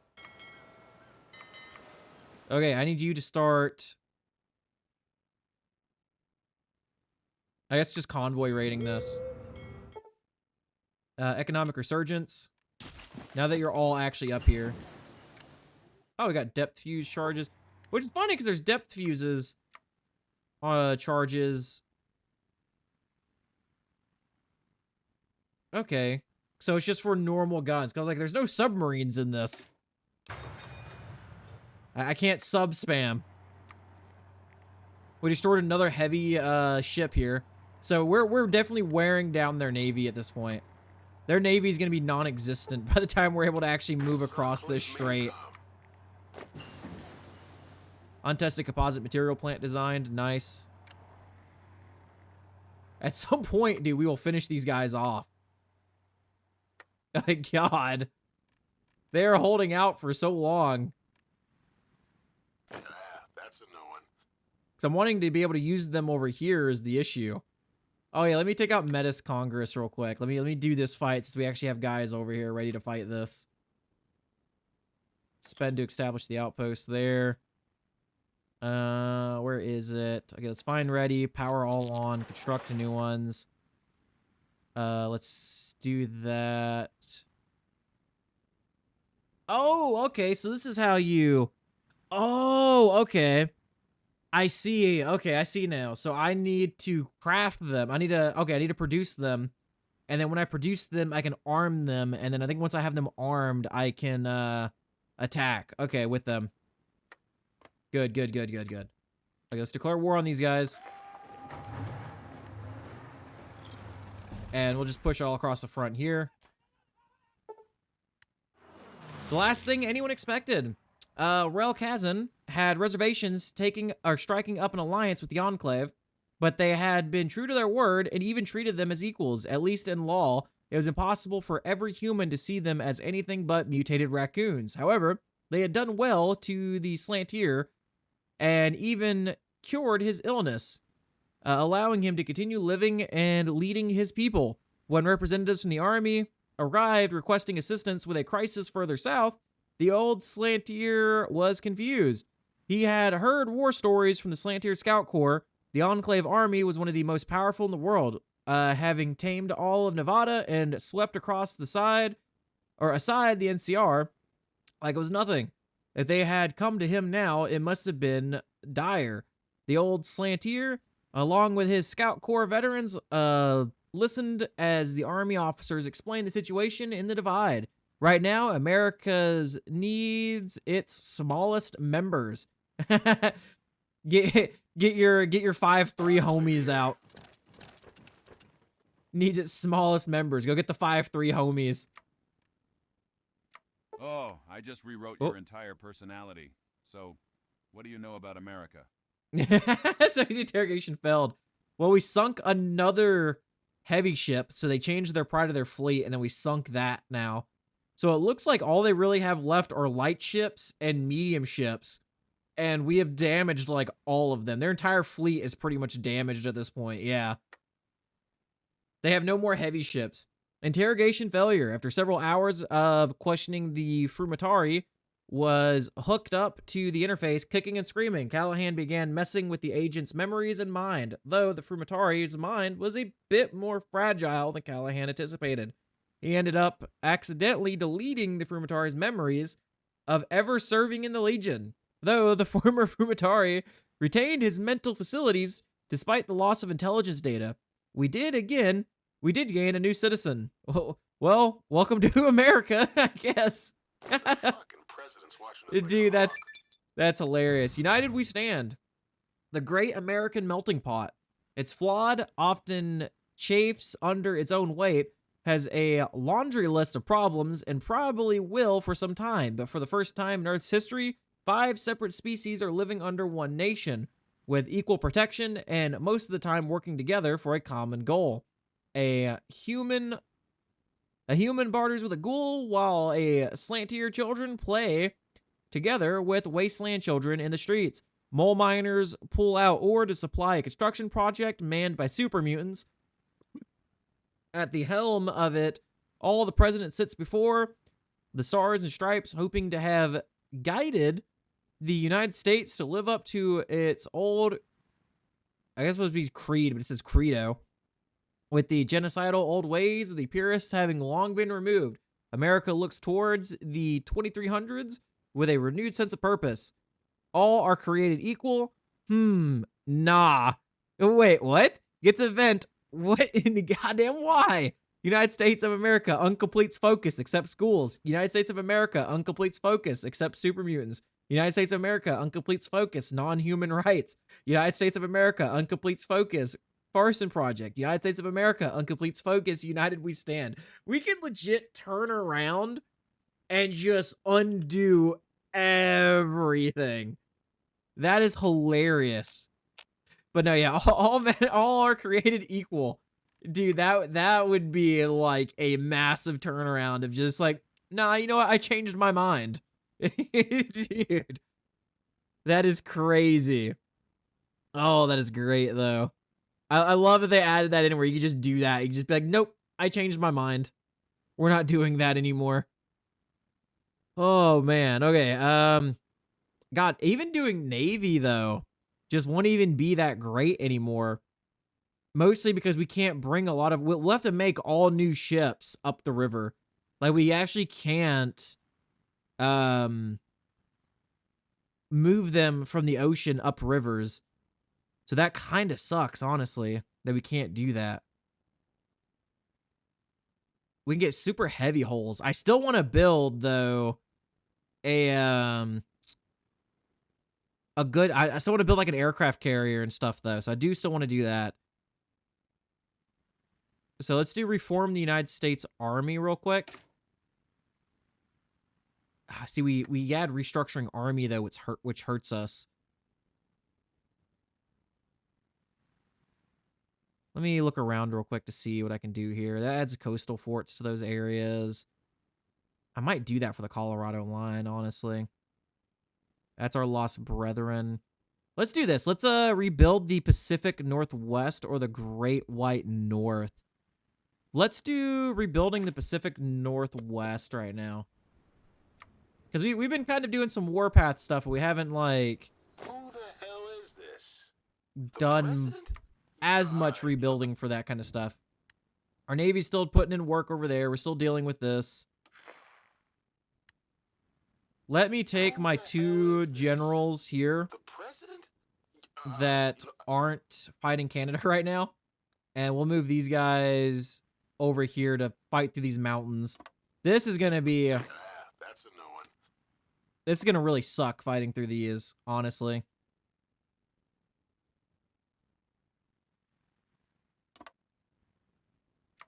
So I'll have both of them down here on this left side.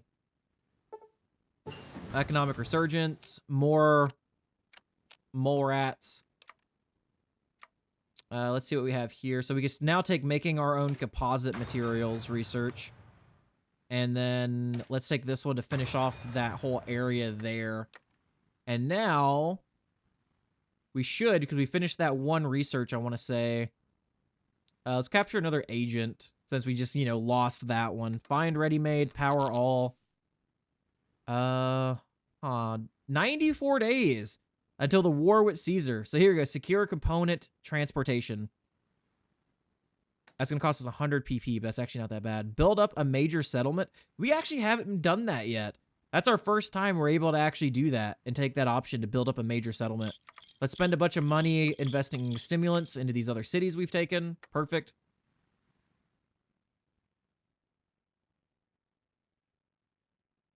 Enclave here.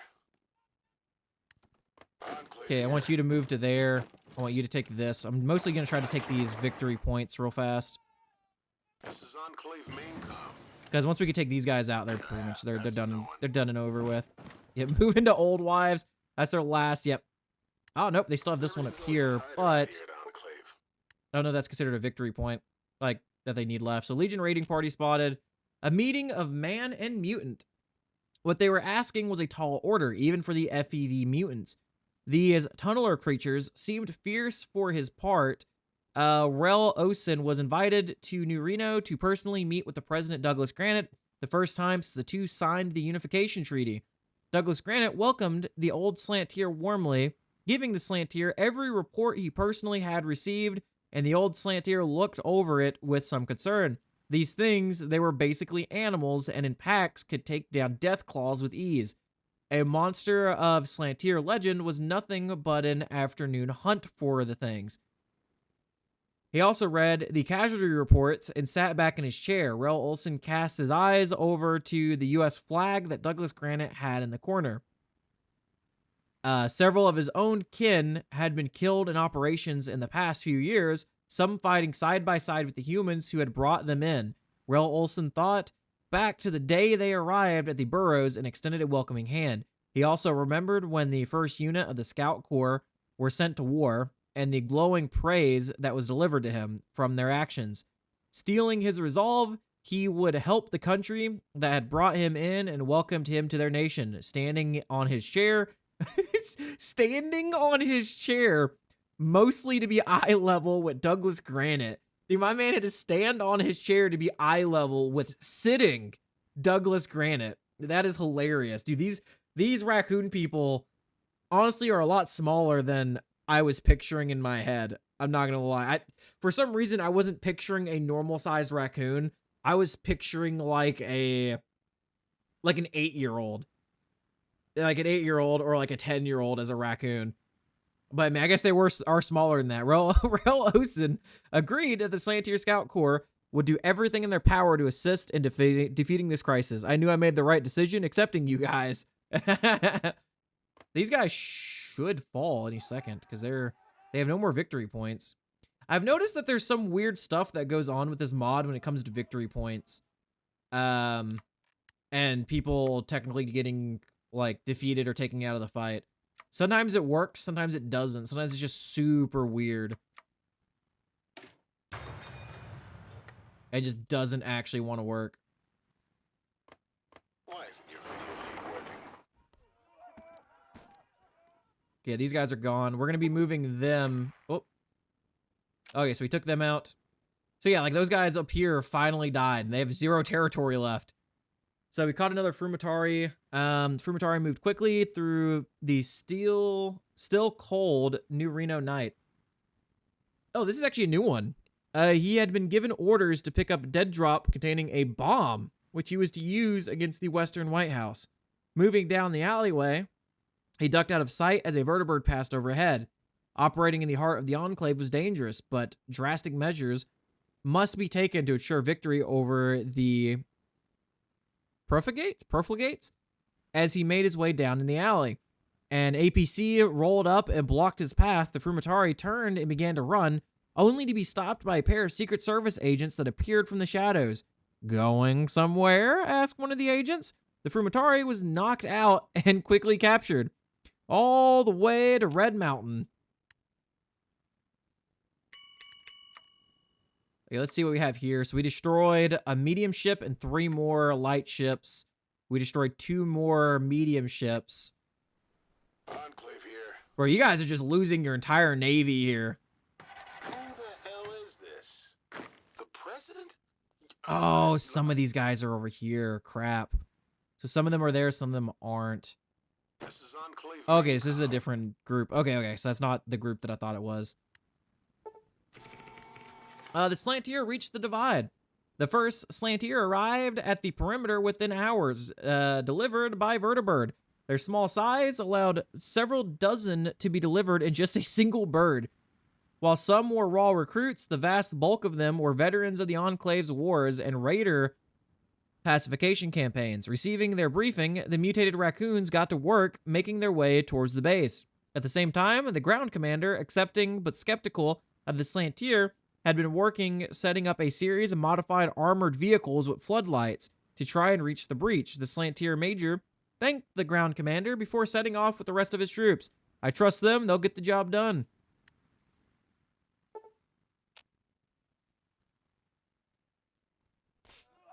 So yeah, even having ships patrol this part of the Colorado River, we're still getting teams and stuff that are dropping in on us. Whoop, I'm looking at the wrong part. Over here. Okay, let's get that. Let's get this. Let's take their navy, which they didn't have that big of a navy, but still some points.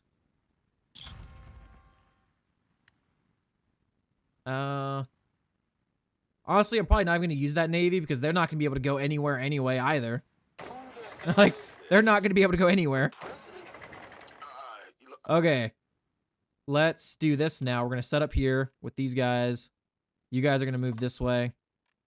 Enclave here. Because this is just going to be a massive pain in the neck, honestly, dealing with this. There are just so many ways in and out. Yeah, I'm not even going to be able to do this with, like, my full force, I don't think. Now, some of these are connected, though. Like, all these sides are connected. I just don't want to do it, and then these guys push out while we're pushing in this way. Because it's not like, you know, we can get this surrounded because of all these mountains. Like, these guys are going to be hard to deal with, honestly.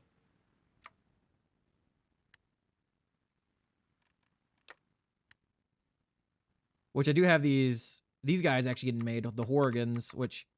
Let me actually make... I want, like, a full unit of you guys, even though I know I don't have a lot of your armor made at the moment. Another Legion raiding party spotted. I guess if anything, what I could do, too, is, like, get these guys made. Who do I throw you under? You know what? I'll put this guy in charge of you. And then I can just kind of have these guys just guard something for the time being. I'm not seeing troops over here. Oh, wait, that's because I'm in this mode. That's right. I'll put you guys here.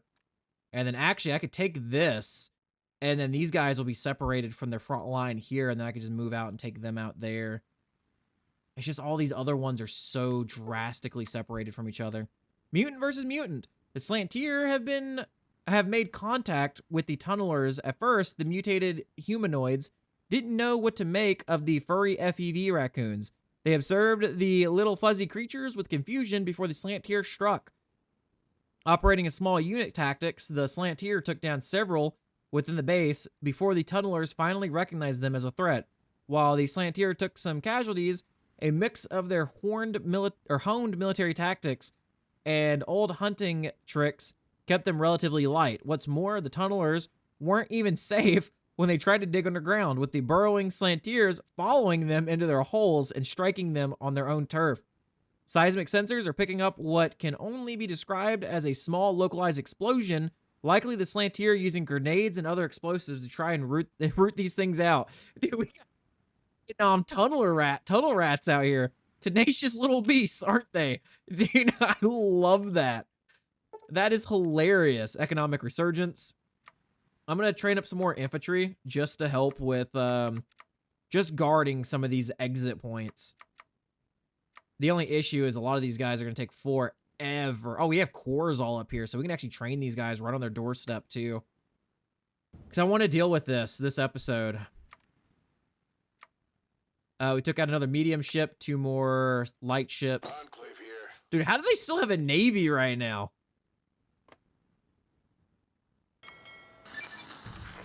Rebuilding the Pacific Northwest. Let me look at this real quick. So, New Victoria Task Force 3 has 1 to 7 ships, 0 to 2 capital ships, 2 to 8 ships. I don't think they have any capital ships left, because I love how these all say 0 to 2 capitals. I don't think they have any capitals left. Like, we already sunk multiple super heavies and then all their heavies. We're not seeing any damage reports for heavies anymore. I think it's just mediums. Like, I think they're just pretty much dead. They're all sitting in, which is funny, because if they're sitting in port, they shouldn't be blocking these straits. That's my thing. Like, if they're in port, they should not be blocking these straits. Like, our ships should be finding these guys blocking this, but they're not. That's like the issue I'm having with this right now. That's kind of irking me. Cascadia or the Northwest Commonwealth? Wealth. Cascadia or the Northwest Commonwealth? That is the question being asked by thousands of Americans from San Francisco to Seattle, comprising the Sacramento Valley, the Navarro territories, and the states of Oregon and Washington. The new Northwest administration has claimed that there are more important matters to attend to than names, including cannibals, super mutants, and the remnants of the Washington Brotherhood, to name a few. For now, the administration is working tirelessly to restore law and order, and large shipments of food are being sent north. In return, the vast technological treasures of Seattle and the commerce of Portland are being thoroughly exploited to the benefit of America as a whole. You love to see it. Okay. So we'll rebuild this starting now. We'll wait on the Great White North because I want to take out the rest of these things in the north before I start on that. I know a lot of you guys, some of you guys are saying that I should take these. I just don't want there to be a civil war with Caesar. I want to fight Caesar head on. Like, I want the strongest Caesar. Like, I know I've said that before, but I don't think some of you guys have realized that. That's what I want. Restore Lockheed. This is pretty much Lockheed Martin, funny enough. I love the thing with the whole the Lockheed stuff. Power armors. This is like a lot of fuel stuff. Energy programs with Mexican innovations. Reclaim the skies. Military transports. Let's do the Armed Forces Network. Because this gives us special events when capturing cities, which sounds pretty cool, and that could help us a lot with capturing cities in Caesar's legions. Honestly, I'm not gonna upgrade any more of these cities because we're making more than enough money. Like, we have more than enough money we will ever need, honestly, at this point. I say that we spend a lot, but like, we're gaining so much each quarter. Oh yeah, they have 10 lights, 4 mediums, and all those 4 mediums are damaged. I do have more airfields around. Let me get some more CAS up in the air. I need to start producing more CAS too. Okay, naval strike and port strike here. I just want as many of these guys as I can flying down on them. And now production. Let's go with more of these boys. Oh yeah. Oh yeah, we have more than enough we need to start producing all these. Oh, something happened. Okay, we'll look at that here in a second. So, you know, there's 1,600 Horrigan power armor, even though we have all of this on that. With the war about to start with Caesar, let me up my production of advanced power armor, because we might be blowing through that once that starts. Mini nukes. I forgot to do this, honestly. We need advanced composites and stuff. Crap. Yep. Okay, composite materials will lower our CAS production here to try to get enough for some of the mini nukes. We just need a lot of advanced components, but I think we can make... Yeah, we can make advanced component plants now, even though they do... Let's just put them around. Even though they don't make us too much, they'll add up over time is the big thing. We need to build a lot of infrastructure also. Oh my god. We've taken so much area that, like, there's just so much to build everywhere. But I really need these resources. Something happened. Hey, we're back. My dog started barking. Dude, I'm getting, like, interrupted like crazy today. Had to go see what my dogs were freaking out about. Something happened. During a resupply, reinforce, and evacuation run, one of our pilots noticed that the Slantier had captured several of the larger brutes, and were apparently trying to ride the thing like a wild Brahmin at a rodeo. When asked for a reason for this insubordination, the Slantier major calmly replied that his troops were taking some initiative and tactics and applying the U.S. Army's spirit of innovation. He explained that the tunnelers are no different than any other mutated horrors they had encountered in the past. And if they can be tamed, they can be used. He pointed to how the Slantier had tamed giant mole rats in the past as beasts of burden. And these tunnelers were just scaly humanoid versions of them. If they could tame at least a few, they might be able to create a sort of cavalry corps and handle the rest. The ground commander had reported that the plan was crazy, but crazy enough it might just work. What? Dude, that is great. Oh my god.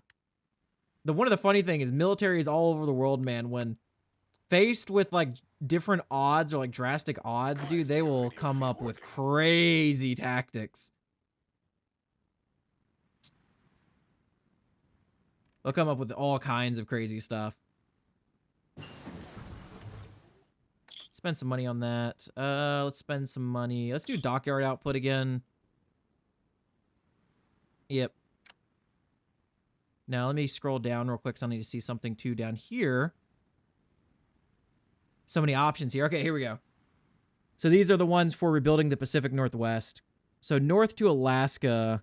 Oh, we need ships for this. Okay. So some of these we need ships for. So Heaven's Gate. Search for the Purists. Reclaiming Seattle. Legacy of Vault 100. The Trolls of Warren. Ooh. Let's do the atomic reactor first. And then let's do Legacy of Vault 100. Because this is going to give us a bunch of stuff to read, and I don't really want to have to read all of them all at once. Okay, develop Glasgow Air Force Base. Let's interrogate the Frumatari. Okay. Perfect. I want to take these guys out so they're just not here anymore, but it's annoying me. Because I don't get options to spend PP to take them out. Okay, so that's more ships sunk up here. Yes, there is that little memory I needed, and I can read it like a book. All it cost was me deleting your childhood memories. I should be in jail. Oh yeah, this is just pretty much the same thing, just making it that much closer to capturing them. We're starting to get the same ones over and over again for those now. Every now and then there's a new one I've noticed that I guess is like more rare to get. Maybe it also depends on like what version of the success you get from it. Never a dull moment in the Divide. The perimeter guards around the base were given over to quite a sight this morning. The Slantier party was sent into the Divide, came out riding several of the tunnelers with crude riding gear and blinders fashioned around the tunnelers' eyes. They were lined up in formation with the major at the front, holding a small guidon that the group had fashioned. Suffice to say, the human comrades loved the sight, as did the ground commander, who was not shy in singing the praise of the Slantier. In short, the crazy little mutants planned worked, and they even performed a mock cavalry charge to show they know what they are doing. The press apparently picked up on this, and support for the Slantier Cavalry Corps is growing among the populace. Rel Osen has sent all of his species beast tamers to the base, and they are expected to arrive by vertibird within the hour. It's too early. Where's my coffee? Dude, that is gold. I love that so much. Oh, we got our carrier attackers done. Okay, we need to start producing some of those. Do we need strategic bombers to drop the mini nukes, or do the mini nukes just get fired off, I wonder? So I want to look at the jet bombers that we have. What are your guys's? That's the range. Strat bombing is 17. Strat bombing 65 on the normal one. Jesus. Oh, because this is a naval patroller, that's why. Tactical destructor. So this is 75 on strat bombing. And then this one is strike jet bomber. So this is probably more what, ground attack? Ground attack 18. No? A little bit more distance. No, let's do tactical destructor. That sounds great. Oh. Rick Reed Reed, bringing updates from Navarro.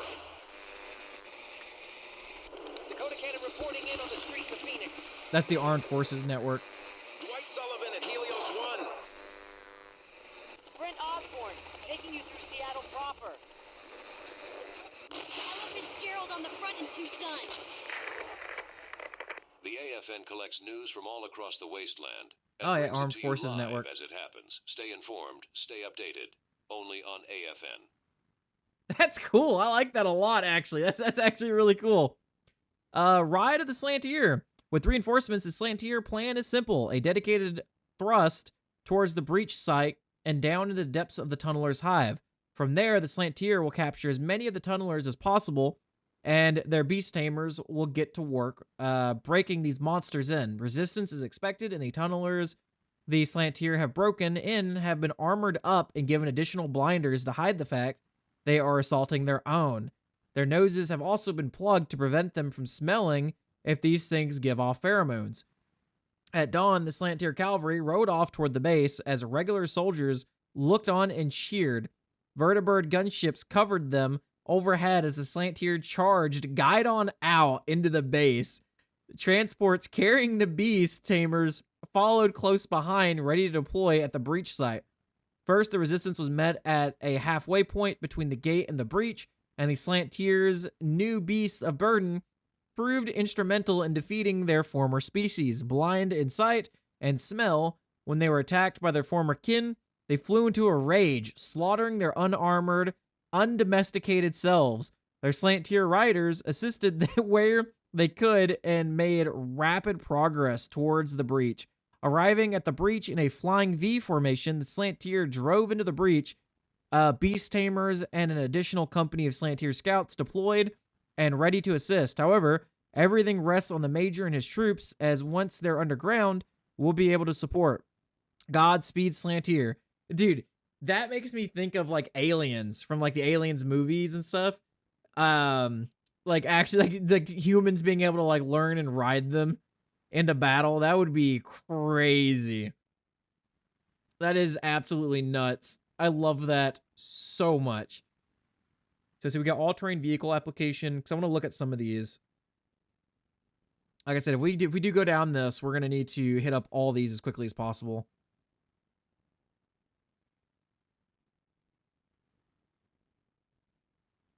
Which you do get good bonuses from these. It's just, man. Oh, we get sophisticated infantry tech from that. That's actually not bad either. Yeah, we just have to go down all of this, which these are all... We'll be at war going through this, because these are all pretty long. Like, we'd have to go down it, and like I said, we'll be at war that entire time with Caesar doing that. I kind of want to go advanced robotics tech, but I'll need to go that to go here. Oh, man. Restoration of the Marine Corps. I kind of want to go restoration of the Marine Corps, too, but we have a sailor's life. I want to know how to raise my thing, though, which I'm wondering if it's any of these. Like the size of my navy. Let's go a sailor's life next. I want to see what that does. Okay, let's unpause. Oh god, okay. Jacobson and his holy quest. The old country, one more wasteland attempt at civilization, was born from Vault 100. Oh, this is for Vault 100. This vault's insidious test was to expose half the vault to radiation. Those that survived turned to ghouls, and those who didn't go feral became the old country. The humans of Vault 100, however, went on to form the Rot Purgers, a raider faction that terrorized Washington in their crusade to remove the affliction that mutated their Vault compatriots. They were a force to be reckoned with in Washington until we showed up. Their most fanatical members lay dead before our feet, and those who survived are ranting about their leaders saving them. But when those leaders consist of a self-styled raider crusader, some mutated women from a lake, and someone who gets all his information out of an 8-ball toy, we find ourselves concerned. Strange women and 8 balls distributing knowledge? That's no basis for a system of governance. They couldn't even kill the ghouls. The Hanford reactors. President Douglas Granite, the engineers at the Hanford reactor site, have reported ghoul squatters who refuse to leave. The ghouls claim they've maintained the plant since the Great War and demand compensation for repairing the facilities. We could force them out, but they could damage the plant on the way out. And their resistance to radiation may be useful. What should we do? Give them some plasma grenades. Give them stock in the new Cascadian Energy Company. Yeah, let's just do that. Yeah. Oh, it's because we... Oh, okay. Because we accepted ghouls that we got that option. I see. Aki. These guys have a lot of enforcer units. What do their enforcer units actually look like? So it's just enforcers with a demolition team. Okay. That's pretty much all of Navy tech once that finishes. And once this finishes, that's all of our industry tech, at least up to intermediate. That's already been kind of maxed out. We have this, but I don't really care for that too much. Let's do resource output for these.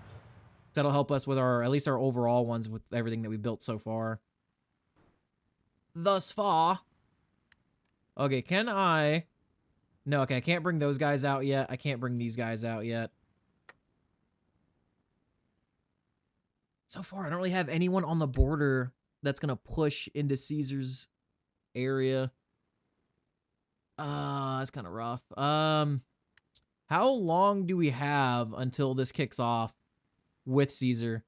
54 days. Okay. Wait. When did the divide pop up here? Huh?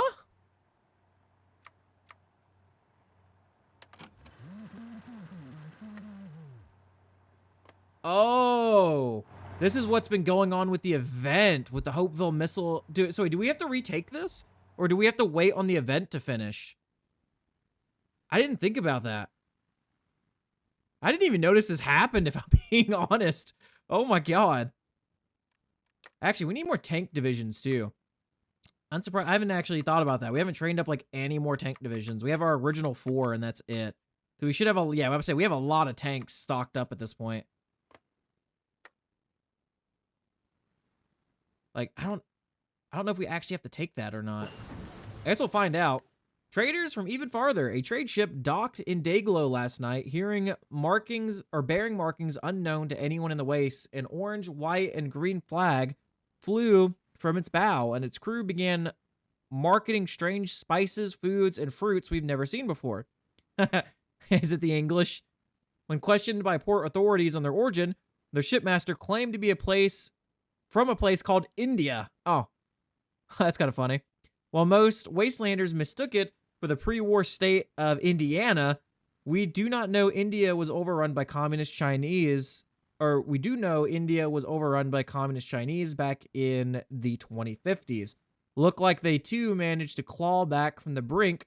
The ship will remain in port for the few weeks to take on provisions and fuel before sailing off to parts unknown. Is it the Taj Mahal? Is the Taj Mahal still standing? So we gain some money.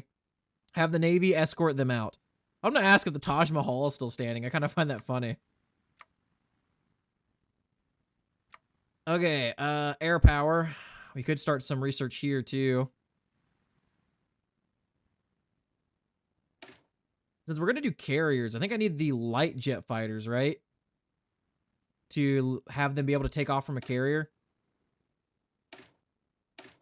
Or do I need oh, no, I need a maritime jet fighter is what I need. Okay, yeah. So let's research that too. Because like I said, I do want an aircraft carrier. That's going to be like one of my goals of this playthrough is to make an aircraft carrier. So we destroy 2 more mediums, 2 lights. The fucking president's watching us like a hawk. Yes, finally. Enclave here.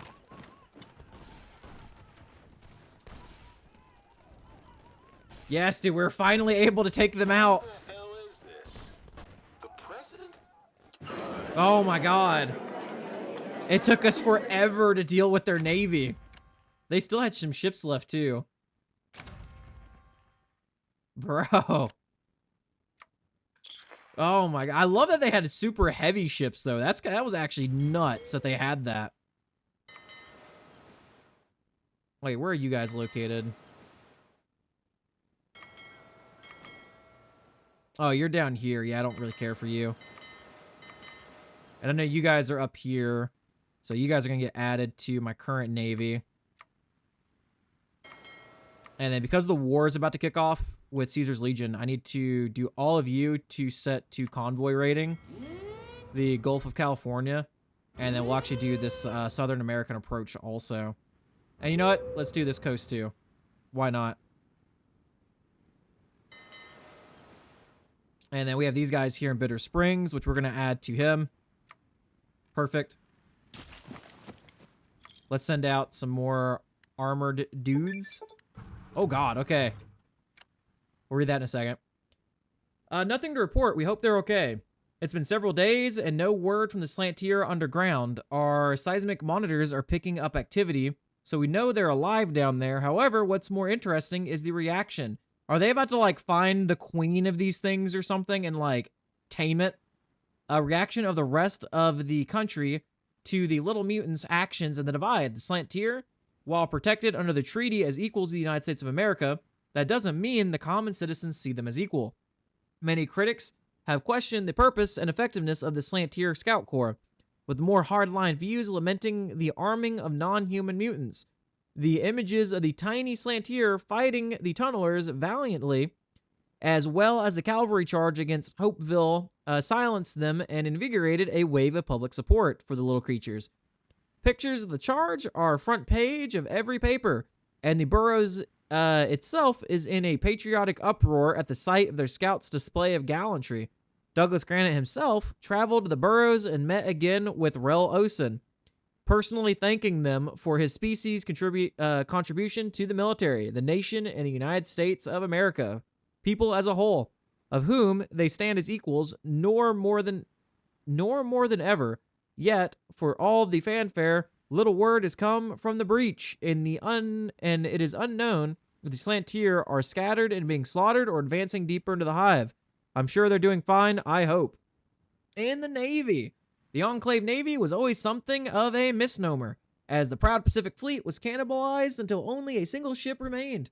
Much of the Navy was left over to manning the various defensive systems aboard the rig.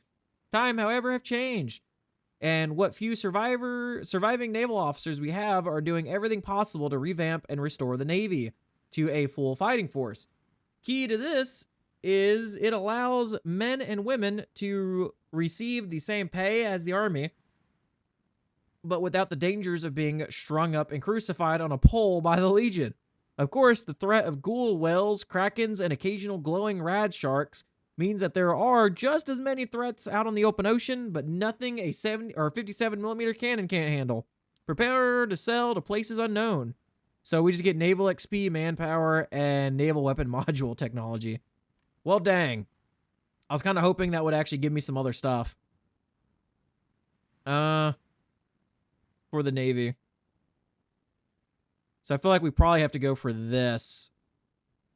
Freedom at Sea then. So let's go naval reactors. Nothing there. We got some more doctrines. We're going to start taking some of these other doctrines here. Okay. Can I poop out some infantry yet? Please tell me. When is the minimum training capacity that I need? Fully equipped and training will be finished on May of 2283. That's not what I'm wanting, though. This unit will be will gain enough experience to be deployed at level 2. Which I'm guessing this is at level 1 then. So their current deployment level is level 1. So we have to wait for that to go up enough again, yeah. Oh, man. Yeah. Legion raiding parties. We see this. Air assault ship. God, do I just hit this left side and take it fast enough before they can take any of this right side more? Because they don't have any victory points going up north. You know what? Let's do that. So this is pass keepers. Because I need to take these guys before we go to war against the Legion. Because they are a big group here that would be a lot worse to try to fight if we have to fight them while we're fighting the Legion. Because of these mountains. Oh, I keep forgetting. I could also do this too, I believe. 'Cause some of you guys told me about this, and I was like, I totally forgot. Because these guys aren't joining me in wars, but I think I can request forces from them. Yeah, we just requested all 29 divisions. Okay. Enclave here. Let's put you guys under your own field marshal here. Because I just, like I said, I didn't think about this. But I know this is going to raise their power, though. Oh, but we get paladin commanders from these guys. 2 from requesting them, I guess. Or I assume. I'm just going to give you guys these. Just, yeah, take these guys. I need you guys to go up north now. Because if anything, I can just have you guys meet them over here when the time comes. Actually, I don't need you here, because we should be able to deal with these guys here easily. I mostly just need you guys up this way. Okay, perfect. Now, our front lines should start pushing in even more here. So we take all our victory points, we should be fine. The fate of the Slantier. We received word from the Slantier from the base. 2 messengers rode up to the perimeter this morning, requesting additional reinforcements, supplies, as well as radios to communicate with the surface. The lead messenger, a Slantier lieutenant, reported that the tunnels beneath are large and expansive, and the Slantier are operating in unknown territory.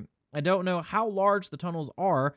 They've established base camp in one of the larger nests, as well as a basic aid station. But their supplies are running short. The ground commander sent the request up the chain, and supplies are on the way. Additionally, an entire battalion has been dispatched from the burrows, many of whom being veterans of scouts across the army.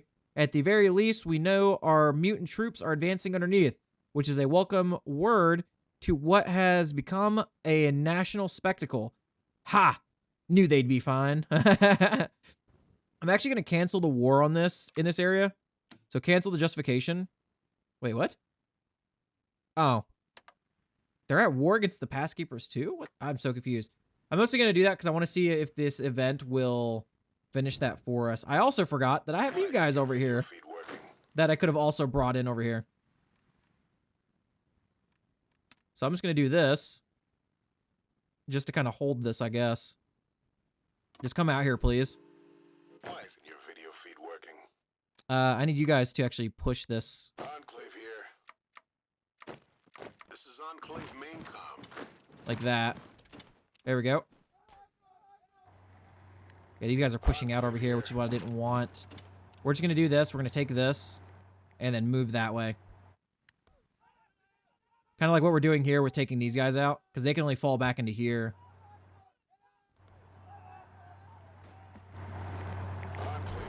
Nice, yep. So they might take some victory points, but overall we should be able to handle this easily.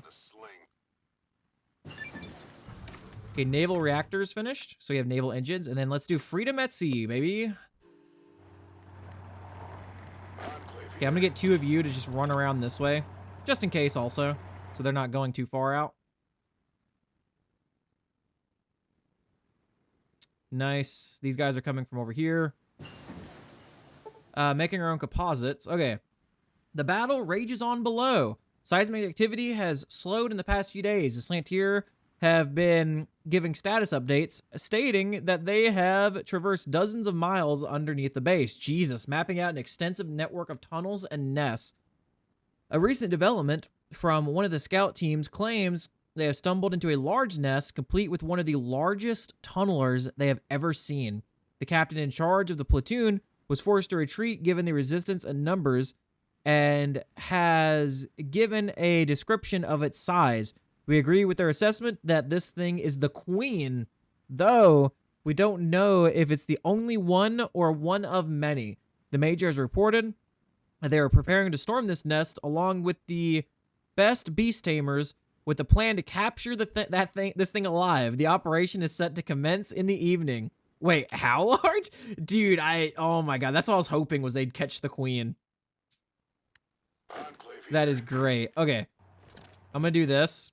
I'm gonna have one of you go this way. Why isn't your video feed working?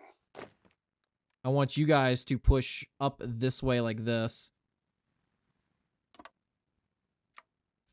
Everything's always tighter out here, You guys actually lost your front line, but I want you to go this way. Maybe not. Oh, that's because of this right here. Okay, drive towards that then. Enclave here. And then I want you guys to come up and kind of surround these guys. That's a no one. Okay, so yeah, we're coming up behind these guys here. These guys should start losing organization, I believe. The fucking president's watching us like a hawk. But then there's this issue here, but we have troops coming up for that, though. And like I said, as long as we keep taking a lot of their victory points here, we should be able to knock them out, hopefully, unless it does what it did before. This is Enclave main com.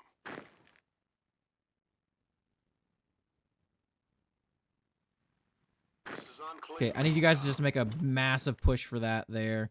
Enclave. I need some of you guys just to come through and clean this up, please.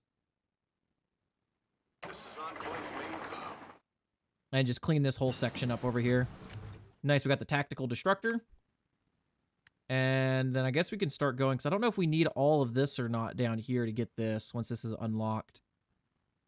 I'm assuming since we have this, we'll be able to get that, unless we're just straight up given that tech from something. I mean, it's not like we're really waiting on any of this. I guess we can take this. At this point, this is more of like world domination turning into just 100%ing everything. Oh my god, this is annoying. So a lot of these guys' front lines have all went away. But like I said, once we can just do this, we'll be a lot better off. Okay, who is this again? Oh, this is the Brotherhood guys. The fucking president's watching us like a hawk. Okay, I want you guys to push in here. They actually got here super quick, too. Man. The Expanse. That's legit what this is. This is just the Expanse, man.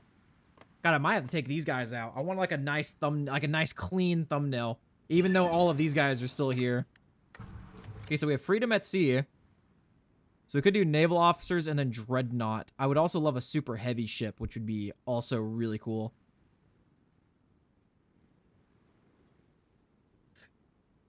We'll probably still go with that, though, as that time happens. We could go Strategic Air Command to get more bombing capabilities, too.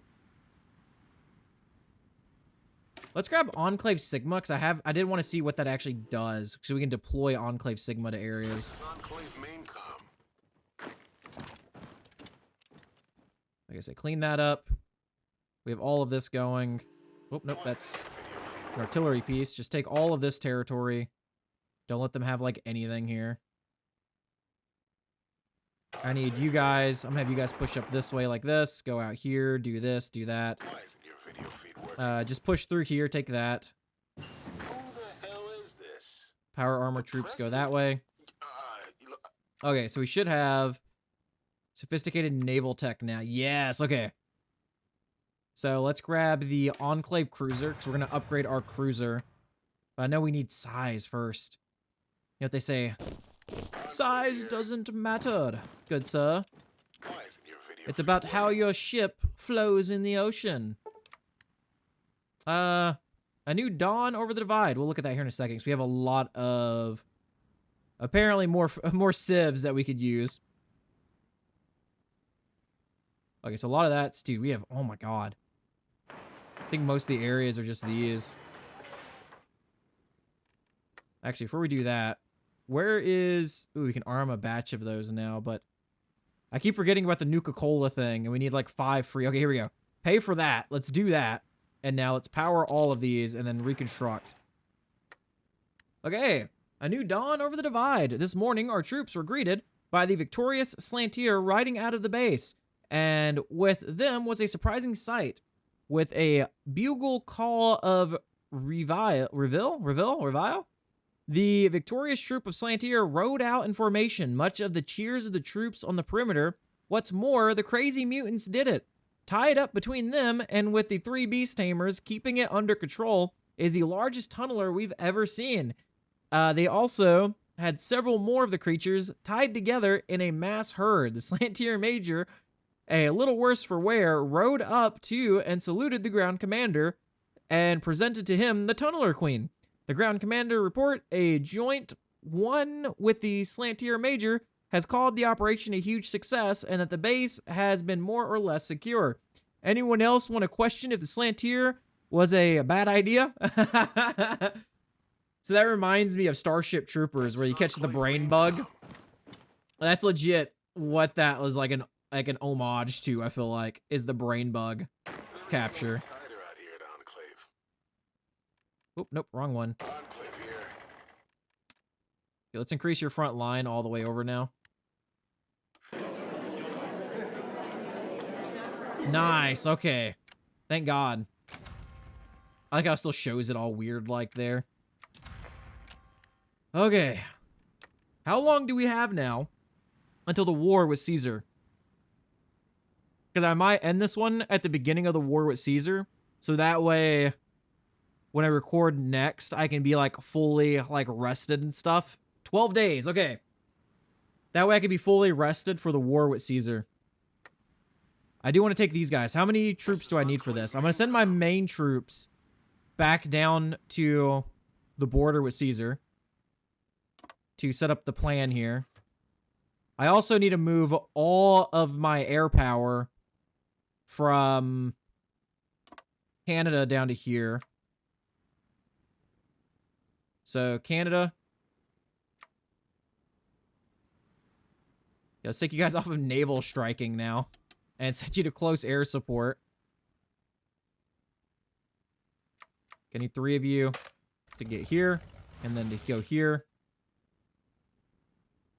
And then I'll move you as the extra one to this. Oh, wait, we have I forgot we have 750 space in this one. Let me fill up my other airfields here too. Okay, let's grab all of these because like I said, we have the airfield down here with 750. We'll just grab them all like this just so I can move them all and then we'll redistribute them from this big airfield in Boulder City. So it should be all of them there. I need to move. I have some CAS up here too. That's also just kind of like hanging out right now. We already moved some there. Oh, we have 1,500 space in Area 51. Ah, they're not going to get that far, though. They're about right here. Actually, we have 450 here. This can help us down in the south, because we do need stuff in the south, too. We do need support down there. We have all these vertibirds, jets, and stuff over here. Let's move these guys to the south. Do we have a big airfield down here? I don't think... Well, actually, we do. We have this this one here. Oh, some of these are... Oh, these are attached to units. Okay. I see. So they're going to stay then, because they'll move with whatever unit they're attached to. Let's get transports down here. And kind of try to tie them to our Navy, so our Navy can get some supply. Or our Navy. God, our Marines can get some supply. Let's grab these guys, these guys. Okay, they're already moving. So we need you, you, and you. I think these are fighters. Yeah, these are fighters. Let's move our fighters down here also. Some of them are attached to units. I'm just going to take them all off of whoever they're attached to right now. Just so we can do this. Make it a bit easier on myself. Glasgow's airbase. Yeah, that's just an airbase that got repurposed. I don't know how many we're moving here, but we're just going to move them there.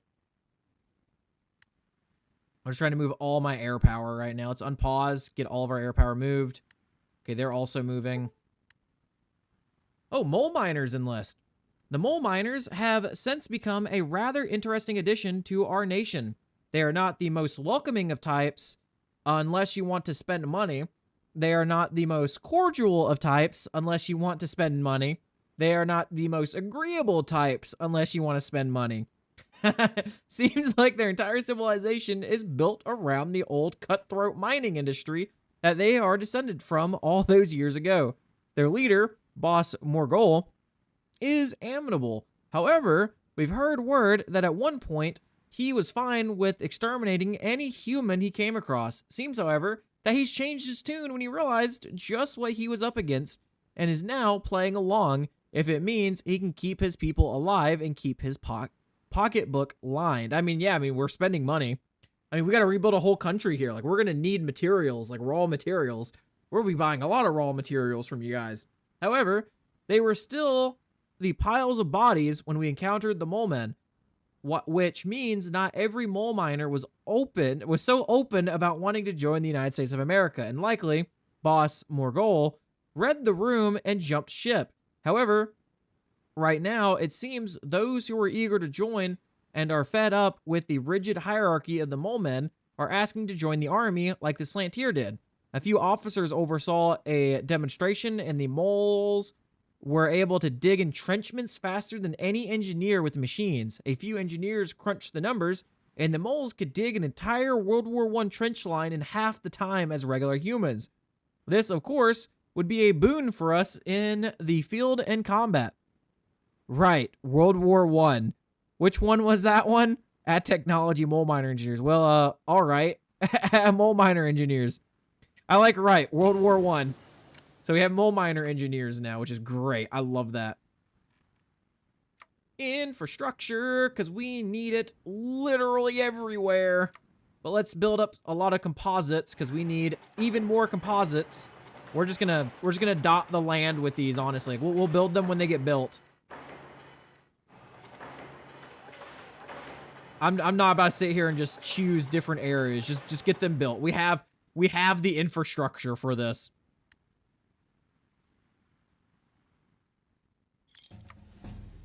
Yeah, this airfield is a little overbearing right now. A little too many fellas. These guys have a... Oh, yeah, okay. These guys can sit all the way back here and still reach here, so that's good. So that means I could fill that up normally. I wish I would have taken the Baja California people. I might still do that. Hopeville restored. So regular forces moved in not long after, supported by gunships and the Slantier with their new tunneler mounts. The Slantier Major has reported that several sweep and kill teams are still operating underneath the base, looking for any remaining tunnelers that still lurk below. Preparations to move the Tunneler Queen off to the burrows are being made, as well as further tame the captured tunnelers, with the Slantier Major opining that with the Queen's breeding ability, they could breed large number of the tunnelers for a new Slantier Cavalry Corps. While unorthodox, it cannot be understated the effectiveness and speed with which the Slantier operated in the operation. Recommendations for awards and honors are already being passed up command for review, despite initial reservations from generals and even the press for use of the Slantier Corps in this operation. It cannot be understated the fact that they were instrumental in securing the base from the mutant threat. Good, get me Rel Osen. That is awesome. I love that. I love that so much. Okay, I want to look at these mini nuke things. Like, do I have to drop it from here? No? I'm wondering if I have to arm them first, and then when I arm them, it does it. Because I want to use them against Caesar. The only thing I can think of is raids, but I'm not seeing any raid targets. When I click it, too, it just disappears. Did I move my Navy down here yet? Yes, I did. Okay, good. Perfect. How long do we have left until... 7 days. Okay, we have 7 days until this war pops.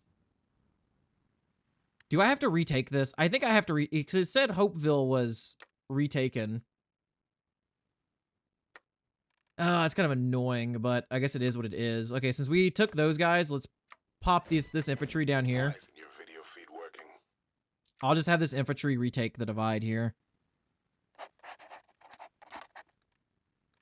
And it's not like there's any troops here. Wait, what'd that say when I clicked it? Oh, establish an outpost. Okay. Justify war goal, retake core state. That is 40 days. 45 days. Okay, yeah. So just retake core states. Both of us 40 days. Yeah, just retake those. Okay. So these guys, I don't think are back down here yet. No, they are not. Okay. They should be down here in time for the war to start, before it kicks off. I'm also going to set my navy that's here in these rivers. Instead of patrolling, we're going to set to convoy raiding. That way, in case there is any ships here, we can deal with them a lot faster. And a lot easier. Our Brotherhood of Steel comrades over here. You guys are going to be fighting against these fellas. Because that is a long front right here.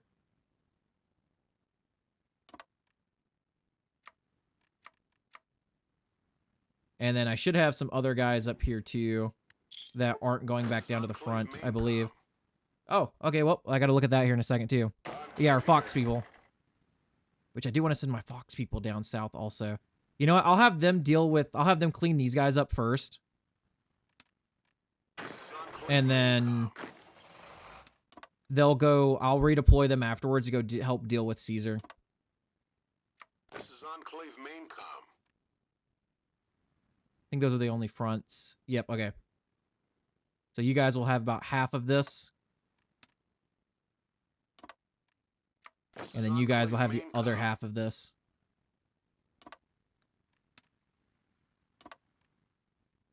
Okay, perfect. Okay. The President and their mutants. Douglas Granite paid visit to the Divide today to personally thank the Slantier for their actions in the Divide. The Slantier troops stood in formation for the President's pass and review. While many were wounded and their formations weren't in the best shape, all showed up in formation for the President and stood tall and proud, even if they did only come up to Douglas Granite's knees.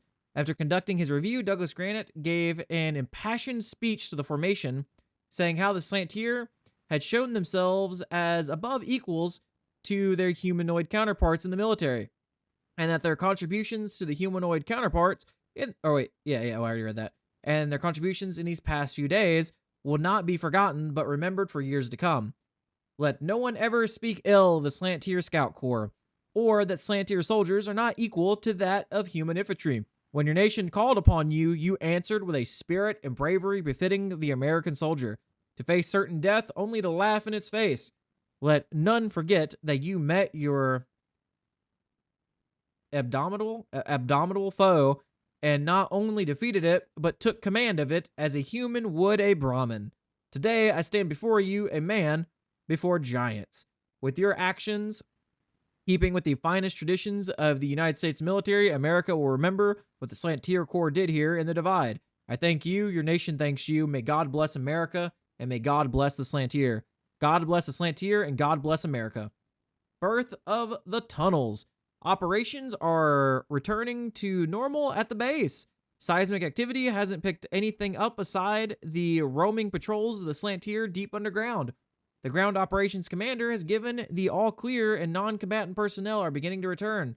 By special presidential decree, Douglas Granite has awarded the former tunneler hive to be a second Slantier burrow. Oh, that's awesome. And already several families from the burrows in Nevada have signed up to move to the Mojave. I love the little image down there.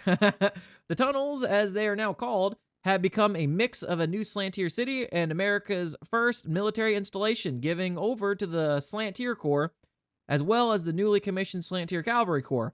The civilian population of the surrounding towns and settlements have returned as well, welcoming the victorious Slantier with open arms for their contributions in securing the Divide. We have even noticed an additional caravan traffic increase from the Slantier, increasing trade in the region. As well, the former ground commander, now installation commander, has given the all clear and the base is now secure. It's the American dream. So the major becomes a unit leader. And I think we just got that back, didn't we? Okay, we did. Good, good. Okay, so it did just give it back to us. So we didn't actually have to declare war on it. Birth of the Slantier Cavalry Corps. The tactics and techniques that the Slantier have developed during their fight in the Divide has been solidified into a new doctrine. While the Slantier have proven invaluable as scouts, their small size often causes them to cover less ground than humans in a vehicle or even air recon. With their new mounts, the Slantier are able to cover terrain just as fast as any vehicle, and they can even engage in combat against foes thanks to the ferocity of their mounts. While it will take some time to get their breeding program up, the army is looking forward to deploying their new cavalry across the wasteland. Modo expade et descend nos? Modo expade et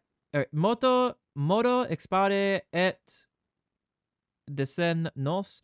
So add technology, slant tier, cavalry tech. That is awesome. So can we make like a whole new cav unit then? I forgot we had these gamma core paratroopers. I just want to see though. I just want to look to see. I'm just looking at these guys here. So it's not special forces, not robot, not infantry, not mobile, not mutant. Okay. So it looks like it's just a support division. The mole miner engineers we can add. Dude, that's crazy. Oh my god, the amphibious attack plus 15% is nuts. Okay, mole miner support unit is goes hard actually. I don't see them here either. Is it because of the division I'm looking at? I'm not seeing any slant tier cav. Let me look at straight up motorized division here. Mobile enforcer. Or is it just a bonus? It might just be a bonus that they get, like as attached. I don't think it's like an actual unit itself. Big sad. I was kind of hoping just to have slant tier cav everywhere. I think that would be just awesome. Okay, we have 4 days until the war with the Legion pops up. Nuka-Cola. Crisp, cool, refreshing. Somehow viable after 200 years in a nuclear war. With control of some of the greatest chemical industries in the waste, we can revive Nuka-Cola production and sell it as a non-perishable luxury luxury good. Each drink will even come with a free bottle cap. That fizz tastes like freedom. Okay. We have 3 days until the war with Caesar's Legion pops. So pretty much we'll take this. We'll pretty much be taking that while we're fighting the Legion. Let me check my tank division here. Okay, these guys can come out early, so that's good. Oh, my other... Yes. Oh, where did I place those guys, though? Crap. I know my tanks were down here.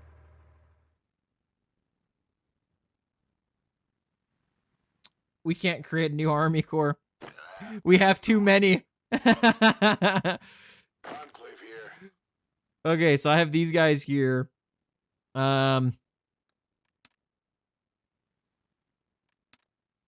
Honestly, I might just take you guys out and add you to my defensive corps right here. That are holding, like, these breaches and stuff. I feel like that's kind of a better idea for this infantry. Enclave here. I do have these Horgan guys. These guys are all the way up north. Okay. So... Enclave here. I should be able to do this now. Yes, I can. Okay, all of you guys are going to join him. That's dead on 20. Oh, I think I did do it directly as 20 originally in the first place. You guys, though, are going to make your way down here for when this pops. And you are probably... Let's try to put you here and then have you push across and cut off Hoover Dam. Realistically, this would be my plan. Like, for the war with Hoover Dam. To cut off legionary troops, I would try to push across at least one point in the Colorado River. And then try to either make my own bridges and then try to push across. The only issue is, though, the Legion does have really, really good intelligence groups. Oh my god. Did I just get extremely dizzy right now? Jesus, why am I so dizzy? Who the hell is this? The president? Okay, I gotta pause real quick because, oh my god. Okay, I'm back. I think my sugar, like, ended up dropping or something. I don't know. That was weird. But yeah, I do apologize for that, guys. This is pretty much the end of the episode as we know it right now, because like I said, next episode, we are going to be fighting the Legion. I also, like I said, want to take out these guys. I wish I would have... Oh, I thought I paused. Oh, God. Democracy, weakness, or strength. If you want to see the fate of democracy, take a look out the window. House's condescending words reflected the belief of so many in the Wasteland. From Caesar's claim that the NCR was no true republic, to Enclave purists who blamed liberalism for the Great War, to the master who tried to bring the world one vision, there are those who believe democracy had its day. But the reunited states of America has proven them wrong. Moving from strength to strength, the Enclave has managed to bring the Waste together for a better tomorrow. And so everyone who profits from misery and slavery now moves to destroy the reunited states. But they're going to find out that democracy is non-negotiable. Oh, Jesus. Okay. A